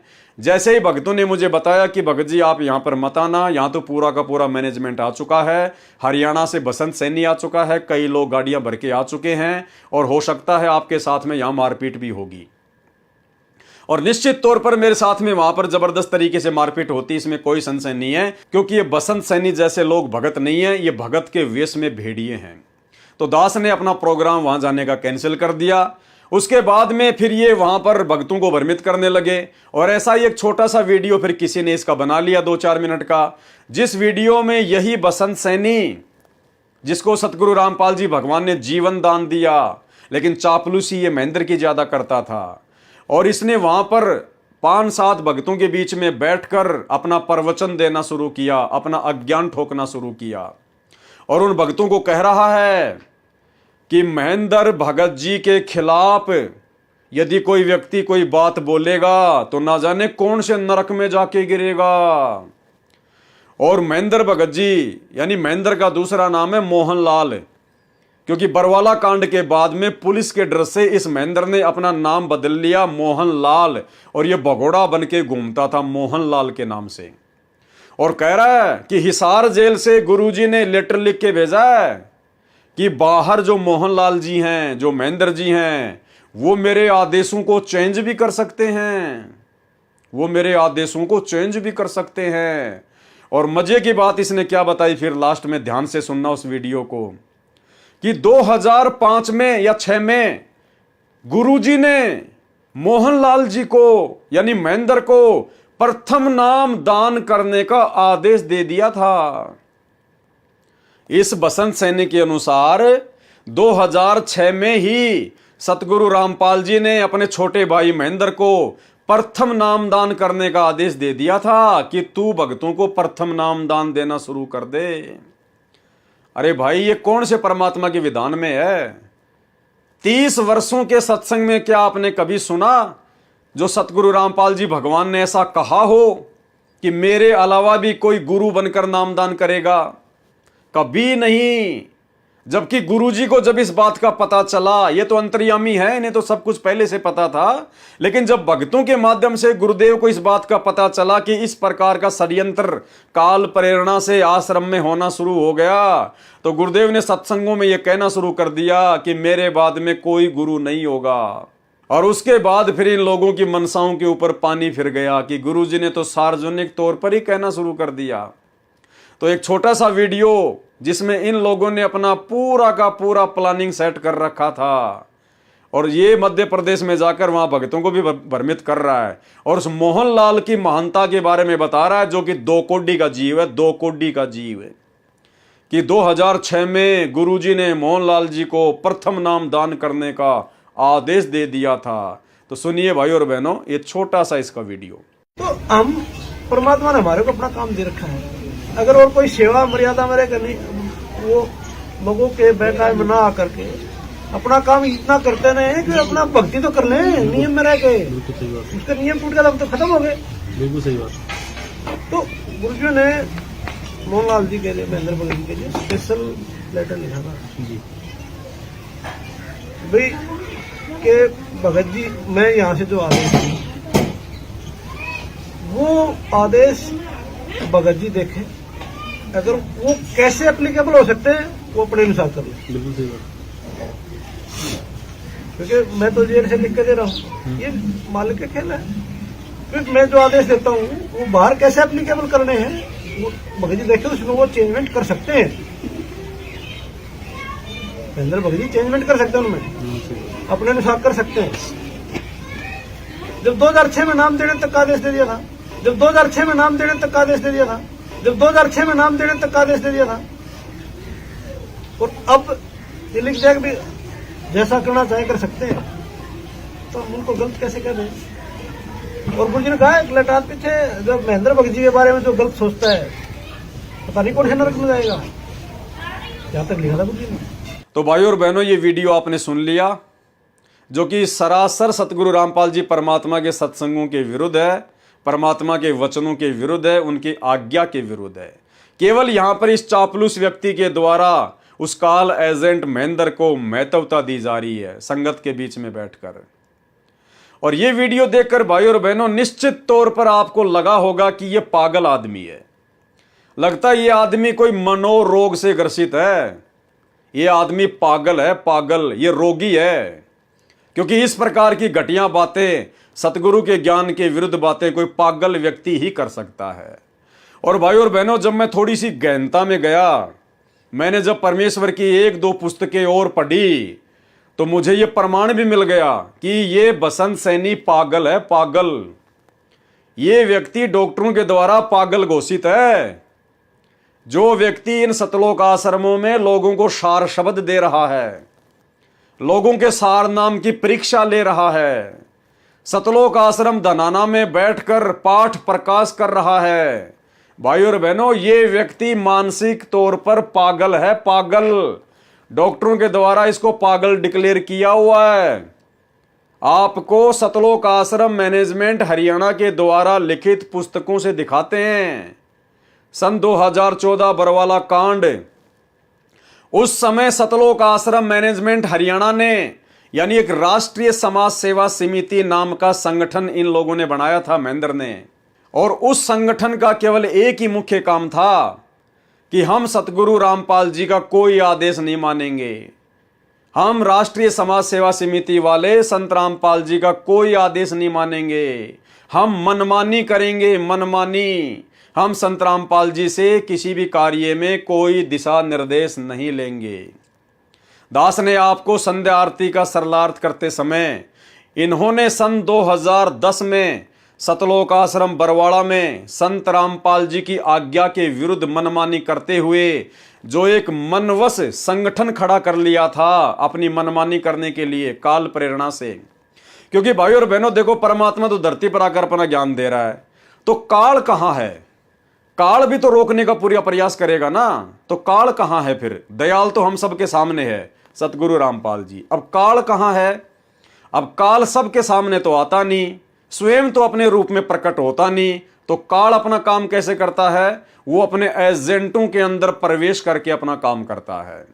तो काल ने इन विशेष एजेंटों के अंदर प्रवेश करके महेंद्र जैसे एजेंट, बसंत जैसे एजेंट, राम कुमार ढाका जैसे एजेंट, जो कि राष्ट्रीय समाज सेवा समिति का अध्यक्ष था, और गुरुदेव का कलयुगी परिवार, उनके रिश्तेदार, इन सभी के मार्फत काल अपना पूरा काम पूरी पुरजोर कोशिश के साथ में कर रहा था, जिसका नतीजा निकला बरवाला कांड। तो दास ने उस संध्या आरती के वीडियो में आपको राष्ट्रीय समाज सेवा समिति के विषय में बताया था, और जो राष्ट्रीय समाज सेवा समिति गुरुदेव के भाई ने, सतलोक आश्रम मैनेजमेंट हरियाणा ने, जो गुरुजी को मानुष मानते थे, आज भी मानते हैं, इन लोगों ने जो संगठन खड़ा किया था, दास ने आपको उसका संविधान भी पढ़ाया था, और संविधान का पॉइंट नंबर 8 और 12 भी आपको पढ़ाया था। तो पॉइंट नंबर 12 के अंदर गुरुदेव के परिवार ने साफ साफ लिख रखा है कि हम राष्ट्रीय समाज सेवा समिति वाले संत रामपाल जी महाराज जी से किसी भी कार्य में कोई दिशा निर्देश नहीं लेंगे। अर्थात ये इतने बड़े भगत हैं कि ये अपने गुरुजी से कोई दिशा निर्देश नहीं लेंगे, ये गुरुजी से कोई बात भी नहीं करेंगे, ये केवल अपनी मनमानी करेंगे, मनमानी। तो पहले ये छोटा सा वीडियो देखिए आप, और ये है 12वां नियम। अब 12वें नियम को भाइयों और बहनों आंख फाड़ के देख लेना। अगर जरा से भी बुद्धि तुम्हारे अंदर होगी तो समझ में आ जाएगा कि आप किन मूर्ख और मनवश लोगों के पीछे इन आश्रमों में धक्के खा रहे हो। राष्ट्रीय समाज सेवा समिति संत रामपाल जी महाराज से, अब राष्ट्रीय समाज सेवा समिति में कौन कौन लोग शामिल हैं? गुरुजी के दोनों बेटे, गुरुजी का भाई, ये जितने भी स्टेट कोऑर्डिनेटर हैं, और जितने भी बड़े बड़े जो सतलोक आश्रम बरवाला में सेवादार थे, जो 24 घंटे गुरुजी के साथ में रहते थे, बलजीत लहरी, राम कुमार ढाका, और भी जो गुरुजी के रिश्तेदार थे वो सारे। तो क्या कह रहे हैं कि राष्ट्रीय समाज सेवा समिति, यानी ये सभी लोग संत रामपाल जी महाराज से यानी अपने गुरुजी से किसी प्रकार के कार्य में दिशा निर्देश नहीं लेंगे। यानी हम अपनी मनमानी करेंगे, अपने हिसाब से सारा काम करेंगे। हम राष्ट्रीय समाज सेवा समिति वाले तमाम लोग यानी गुरुजी के परिवार वाले, गुरुजी के भाई बंधु, गुरुजी के रिश्तेदार, हम संत रामपाल जी से किसी भी कार्य में कोई दिशा निर्देश नहीं लेंगे। हम संत रामपाल जी से कोई सलाह नहीं लेंगे। हम अपने दिमाग से ही सारा काम करेंगे। राजनीति को सेट करने का, न्यायालयों में भ्रष्टाचार को सेट करने का, दुनिया को सुधारने का। यह है पॉइंट नंबर 12। यह है काल प्रेरणा। इसलिए गुरुजी ने बरवाला कांड के बाद में मीडिया के सामने सरेआम पूरी दुनिया के सामने कहा था कि ये जितने भी कमांडो थे जो काले कपड़े पहन के जो वहां पे लेके लठ पुलिस वालों के सामने खड़े थे, ये मेरे भगत नहीं थे। तो मीडिया वालों ने पूछा बाबा कौन थे, कि वो राष्ट्रीय समाज सेवा समिति के लोग थे। तो मीडिया वालों ने कहा कि बाबा समिति भी तो आपकी है। तो गुरुजी ने कहा कि नहीं, समिति मेरी नहीं है। आगे आपको वीडियो सुनाएंगे, पहले इनका नियम सुन लो। राष्ट्रीय समाज सेवा समिति संत रामपाल जी महाराज से किसी प्रकार के कार्य में दिशा निर्देश नहीं लेगी। अब संत रामपाल जी को इन लोगों ने सेवा बांट दी। अरे भक्ति में तो गुरु सेवा बांटता है, और इनको देखो नालायकों को, ये अपने गुरुजी को सेवा बांट रहे हैं कि संत रामपाल जी को केवल इतना ही काम करना है, इससे ज्यादा नहीं, बाकी हम संत रामपाल जी को फ्री छोड़ते हैं। देखना भाई और बहनों, संत रामपाल जी महाराज का कार्य केवल सभी धर्मों के धार्मिक सदग्रंथों का अध्ययन करके सत्संग प्रवचन करना तथा आने वाले भक्तजनों को नाम दीक्षा देना ही रहेगा। यानी गुरुजी को इन्होंने ड्यूटी बांट दी। अब बताइए, ये 2009 में डीवीडी से नाम दीक्षा की जो शुरुआत हुई है, ये इन्हीं लोगों ने गुरुजी को शिक्षा दी है। क्योंकि ये लोग गुरुजी को सेवा बांटा करते थे आश्रम में, गुरु को गुरु नहीं मानते थे। परमात्मा मानना तो बहुत दूर की बात है, ये तो गुरुजी को शिक्षा दे रहे हैं। गुरुजी की कोई बात नहीं मानते थे ये लोग। 2010 से जब से राष्ट्रीय समाज सेवा समिति बनी है, ये गुरुजी के बेटा बेटी और गुरुजी के भाई इस 12वें नियम के तहत कि हम संत रामपाल जी से कोई दिशा निर्देश नहीं लेंगे, ये लोग अपना मनमाना आचरण करते आ रहे हैं, मनमाना काम करते आ रहे हैं। तो क्या कह रहे हैं, संत रामपाल जी महाराज का कार्य केवल सभी धर्मों के धार्मिक सदग्रंथों का अध्ययन करके सत्संग प्रवचन करना तथा आने वाले भक्तजनों को नाम दीक्षा देना ही रहेगा। यानी केवल इतना ही काम करना है संत रामपाल जी ने। अतः संत रामपाल जी महाराज अन्य सभी प्रकार की जिम्मेदारियों से मुक्त रहेंगे। यानी गुरुजी को इन्होंने जिम्मेदारी बांट दी कि गुरुजी का काम केवल ये धार्मिक किताबें पढ़ना, सत्संग करना महीने में 2 बार, और जो भगत आवे उनको नाम दीक्षा देना, बस। इससे ज्यादा गुरुजी और कुछ नहीं करेंगे। बाकी उनको जिम्मेदारियों से फ्री किया जाता है। बताओ, ये भगवान को फ्री कर रहे हैं। अरे इसी को तो काल प्रेरणा कहते हैं। अब हाथ कंगन को आरसी क्या, पढ़े लिखे को फारसी क्या। अब भाई और बहनों, इससे ज्यादा क्या आपको ये सीना फाड़ के दिखाऊं कि ये सब के सब काल के दूत हैं, काल के एजेंट हैं। ये गुरु को परमात्मा नहीं मानते, गुरु को भगवान नहीं मानते। और यही कारण था कि इन लोगों ने 2009 में गुरुजी को डीवीडी से नाम दीक्षा देने के लिए शिक्षा दी, सलाह दी।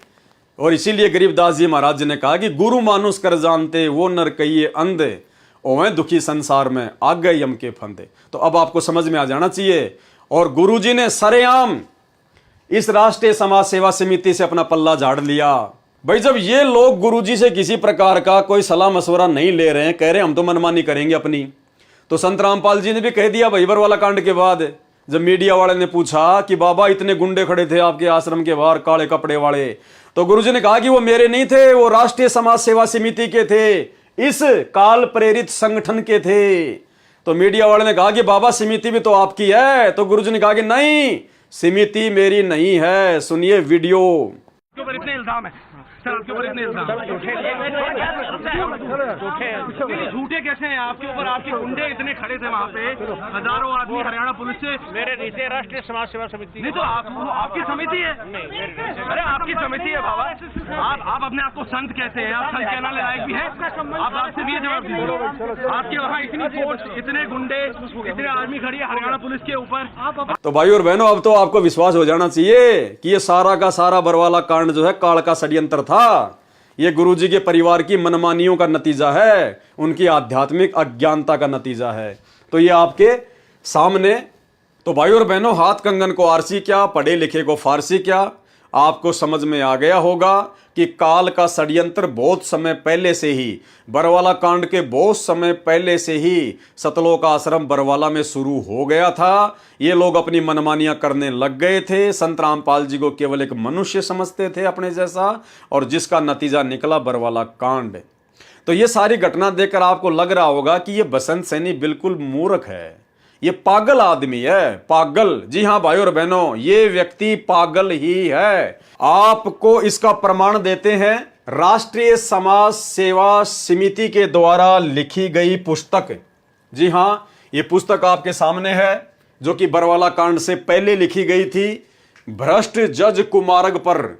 ये पुस्तक आपको सतलोक आश्रम मैनेजमेंट हरियाणा ने जो अपनी वेबसाइट बना रखी है www.jagatgururampalji.org, ये आपको इनकी वेबसाइट के ऊपर भी मिल जाएगी। जब आप इनकी वेबसाइट के पब्लिकेशन पेज पर जाएंगे तो वहां पर आप जी इस पुस्तक की पीडीएफ को डाउनलोड कर सकते हैं और इसका पेज नंबर 70 देख सकते हैं। पेज नंबर 70 पर नीचे आप जी देख सकते हैं। तो ये खुद सतलोक आश्रम मैनेजमेंट हरियाणा के द्वारा छापी गई पुस्तक है, जिसको कोई नकार नहीं सकता। भ्रष्ट जज कुमारग पर। यहां देखिए इसके प्रकाशक व मुद्रक कौन है? राष्ट्रीय समाज सेवा समिति के सर्व सदस्य।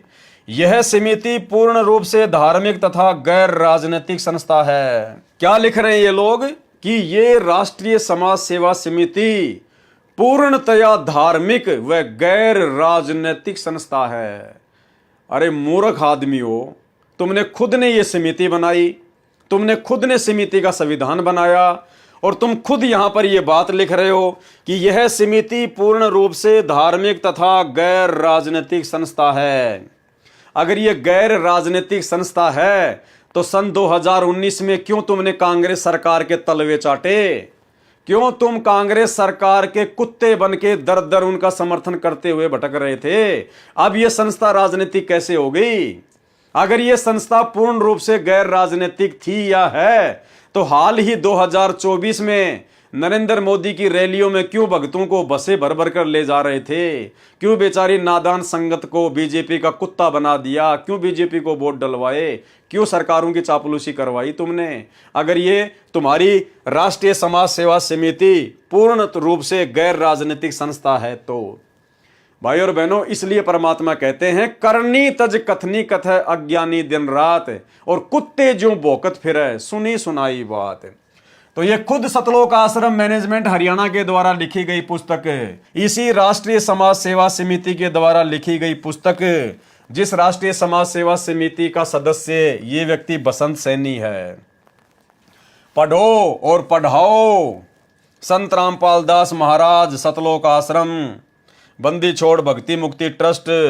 अब देखिए भाई और बहनों, भ्रष्ट जज कुमारग पर, और ये भ्रष्ट जज कुमारग पेज का 70 नंबर पेज है। 70 नंबर पेज, ये जो पॉइंट है ये 70 नंबर पेज पर नीचे लिखा हुआ है, लेकिन आप लोगों को दिखाने के लिए मैंने इसको ऊपर सेट किया है।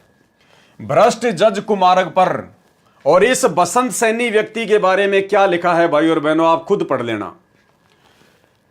सन 2010 में हमने एक पुस्तक सच बनाम झूठ सर्व न्यायाधीशों तथा सर्व एमपी तथा एमएलए को स्पीड रजिस्टर्ड पत्र पोस्ट से भेजी थी। ये जो सच बनाम झूठ नाम की जो पुस्तक है जिसका जिक्र किया गया है, ये इसी बसंत सैनी ने लिखी थी। जजों के खिलाफ इसी बसंत सैनी ने लिखी। सन 2010 में हमने एक पुस्तक सच बनाम झूठ सर्व न्यायाधीशों तथा सर्व एमपी तथा एमएलए को स्पीड रजिस्टर्ड पत्र पोस्ट से भेजी थी। जिसमें भ्रष्ट राजनेताओं तथा भ्रष्ट जजों का कंधे से कंधा मिलाकर किए भ्रष्टाचार की जानकारी दी गई थी। यानी बसंत सैनी जी ने देश भर के सभी भ्रष्ट जजों की पूरी जो भ्रष्ट प्रणाली थी विशेष गहन अध्ययन करके उस पुस्तक में लिखी और सभी एमएलए और एमपीज को बांटी गई। उस आधार से आज तक भ्रष्टों पर कोई कार्रवाई नहीं की गई है। उल्टा हमारे एक सदस्य भगत बसंत दास पर कोर्ट की मानहानि का केस माननीय भ्रष्ट जज हेमंत गुप्ता जी ने पंजाब व हरियाणा हाई कोर्ट में स्वयं संज्ञान लेकर मुकदमा नंबर CROCP नंबर 22/2011 बना दिया। साबित हो गया कि ये बसंत सैनी, ये पागल आदमी राष्ट्रीय समाज सेवा समिति का सदस्य है। क्योंकि ये बात कौन बोल रहा है? राष्ट्रीय समाज सेवा समिति वाले बोल रहे हैं। और क्या कह रहे हैं? उल्टा हमारे एक सदस्य, यानी राष्ट्रीय समाज सेवा समिति का सदस्य था ये बसंत सैनी, उल्टा हमारे एक सदस्य बसंत सैनी पर यानी भगत बसंत दास पर कोर्ट की मानहानि का केस माननीय भ्रष्ट जज हेमंत कुमार गुप्ता जी ने पंजाब व हरियाणा हाईकोर्ट में स्वयं संज्ञान लेकर मुकदमा नंबर CROCP नंबर 22/2011 बना दिया। अब उसके बाद क्या हुआ? यानी पहले तो इस बसंत सैनी ने हवा में उड़ते हुए इसको बांस पर चढ़ा दिया महेंद्र ने कि बसंत तू ये कर सकता है, तेरे अंदर वो योग्यता है, तू जजों के ऊपर पुस्तक लिख सकता है। तो बसंत सैनी से इन्होंने एक पुस्तक लिखवा दी भ्रष्ट जज कुमार्ग पर और जगह जगह पुस्तक बंटवा दी गई। भाई और बहनों, बहुत सारी बातें यहाँ पर, कई जो लोग हैं वो ये सोचेंगे कि पुस्तक तो गुरुजी ने लिखी थी, बसंत सैनी का तो खाली नाम लिख दिया गया। कुछ भी है, लिख दिया तो उसी का नाम रहेगा। तो पहले तो इसे पुस्तक लिखवा दी गई और फिर किसी जज ने संज्ञान लेते हुए इस बसंत सैनी के ऊपर मुकदमा ठोक दिया खुद ही जज ने। और जैसे इस भाई साहब के ऊपर मुकदमा ठोका गया उसके बाद देखना भाई और बहनों क्या होता है, ध्यान से पढ़िए। जिससे वह मानसिक संतुलन खो बैठा। उस मुकदमे के बाद में ये बसंत सैनी, संत रामपाल जी का परम भगत, ये अपना मानसिक संतुलन खो बैठा। अरे वर्तमान में संगत जिस व्यक्ति से सार शब्द ले रही है, सार नाम ले रही है, लाखों लोगों ने ले लिया, वो व्यक्ति अपना मानसिक संतुलन बहुत समय पहले खो चुका था, 2011 में पागल हो चुका था।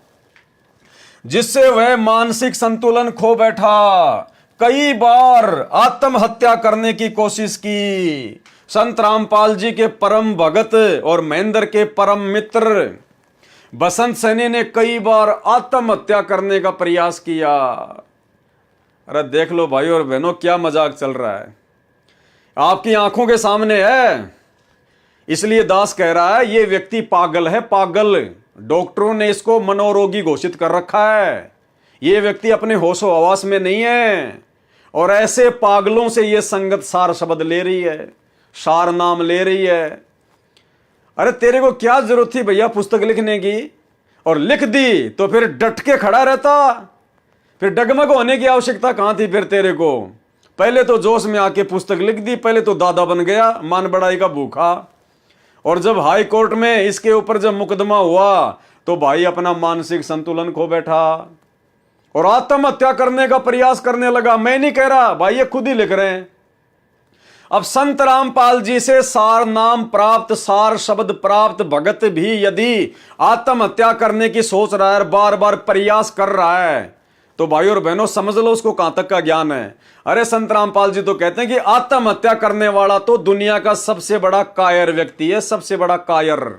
जिसको आध्यात्मिक ज्ञान की समझ नहीं होती वो व्यक्ति इस मनुष्य देह को समाप्त करने की सोच सकता है।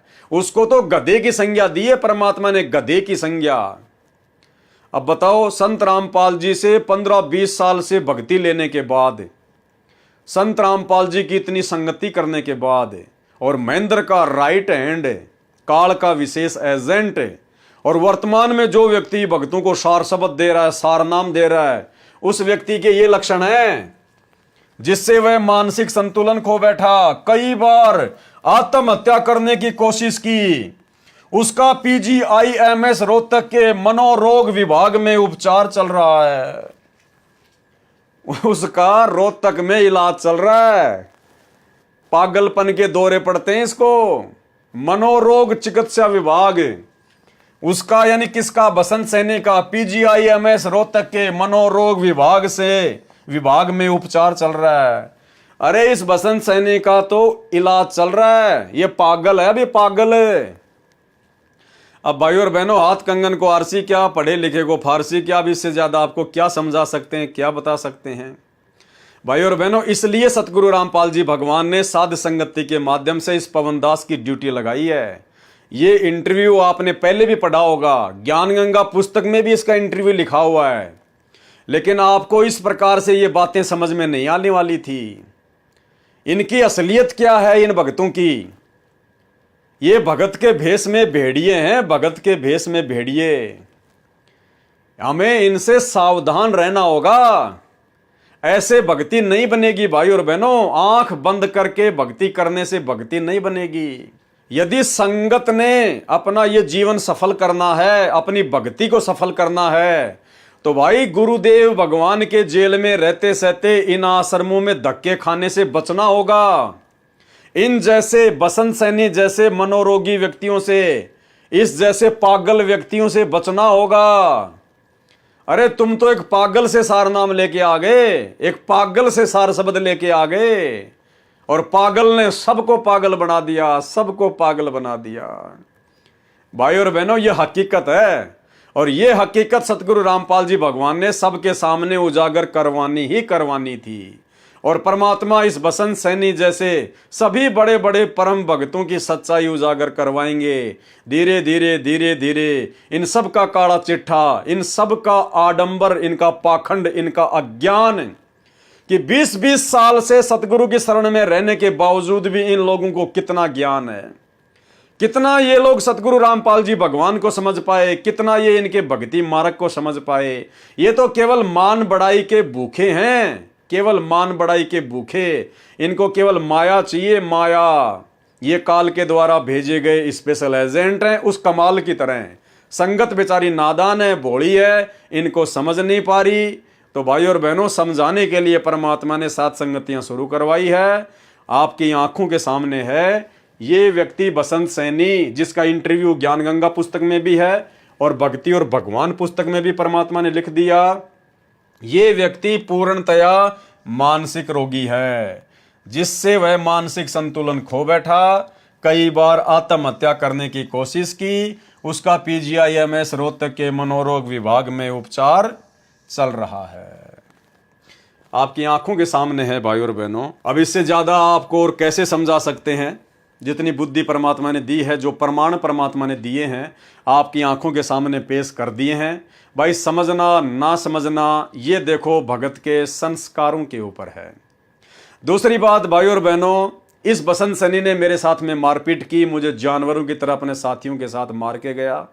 वीडियो आपने देख लिया, लेकिन मैंने कभी भी अपने मन में इसके प्रति कोई नफरत, कोई राग द्वेष, ईर्ष्या पैदा नहीं की। इसके कर्म इसके साथ हैं, इसको भोगने पड़ेंगे। मेरे कर्म मेरे साथ हैं, अगर मैंने कुछ गलत किया होगा तो मुझे भोगने पड़ेंगे। राम किसी को मारे नहीं, मारे तो हत्यारा राम, अपने आप ही मर जाएंगे कर कर खोटे काम। दास की परमात्मा ने ड्यूटी लगाई है। भाई दास तो अपने गुरुदेव के प्रति अपनी ड्यूटी को पूरी वफादारी से निभाने का प्रयास करता रहेगा। मेरे प्रति कोई क्या सोचता है, क्या नहीं सोचता है, वो सोचे या ना सोचे, मुझे कोई फर्क नहीं पड़ता है। मैं गुलामी, मैं ड्यूटी अपने गुरुदेव भगवान की कर रहा हूं, किसी और की नहीं कर रहा। बाकी मेरा फर्ज है, मेरा कर्तव्य है, आप सभी मेरे भगत भाई बहन हैं, आप जियों तक इन जैसे मनोरोगी भक्तों की सच्चाई पहुंचाना मेरा कर्तव्य है। ये ड्यूटी मुझे परमात्मा ने दी है, मैं अपनी ड्यूटी निभा रहा हूं, और जब तक परमात्मा ने सांसें दी है तब तक निभाता ही रहूंगा। तो आज पुस्तक भक्ति और भगवान के ऊपर आपको प्रभु प्यासे भगत बसंत सैनी के विषय में पूरी जानकारी दे दी गई है। भाई और बहनों, सावधान हो जाना। जो उन आश्रमों में जाते हैं, इन जैसे लोगों को परम भगत मान के और उनके पीछे पीछे दौड़ते हैं, भाई सावधान हो जाना, भक्ति करनी है तो भगवान के पीछे दौड़ो, भगवान की चापलूसी करो। आश्रमों में जाने की जरूरत नहीं है। ये आश्रम गुरुदेव की आज्ञा के विरुद्ध हैं, गुरुदेव के भक्ति विधान के विरुद्ध हैं। और आने वाले दिनों में भाई और बहनों आपको किसी प्रसंगवश ये भी दिखाएंगे कि आने वाले दिनों में परमात्मा इन सभी आश्रमों को नष्ट करके, खंडित करके, अपना पूरा भक्ति विधान सेट करके फिर सतलोक जाएंगे। कोई ज्योति पाठ कराने की आवश्यकता नहीं पड़ेगी आगे। परमात्मा ने सत्संग में स्पष्ट कह रखा है कि ज्योति पाठ करवाने की फिर आगे कोई आवश्यकता नहीं पड़ेगी, ना कोई आश्रमों की आवश्यकता पड़ेगी। तो भाई और बहनों, अपने सतलोक जाने के बाद में परमात्मा ने इस धरती पर हजारों वर्षों तक जिस प्रकार से अपने इस कबीर मार्ग को, 13वें कबीर पंथ को चलाना है, वो विधि परमात्मा ने काफी वर्ष पहले से ही साध संगतियों के माध्यम से रिहर्सल शुरू करवा दी है। ज्ञान को आधार, गुरु को भगवान और घर को आश्रम, ये 3 चीज नोट कर लो। आने वाले समय में इन्हीं तीनों चीजों पर आधारित होकर आपने भक्ति करनी पड़ेगी। ना कोई आश्रम होगा, ना कहीं कोई ज्योति पाठ होगा। ज्ञान को आधार, गुरु को भगवान और घर को आश्रम, और नेक नीति से अपना काम धंधा करो। मर्यादा में रहोगे तो परमात्मा ले जाएगा, नहीं तो भाई भक्ति करते करते यहीं धक्के खाते रहना है। तो आज के वीडियो में केवल इतना ही। परमात्मा हम सबको इजाजत दे, हम सबको परमात्मा सद्बुद्धि दे, सबको परमेश्वर अपना आशीर्वाद दे। बंदी छोड़ सतगुरु रामपाल जी भगवान की जय हो।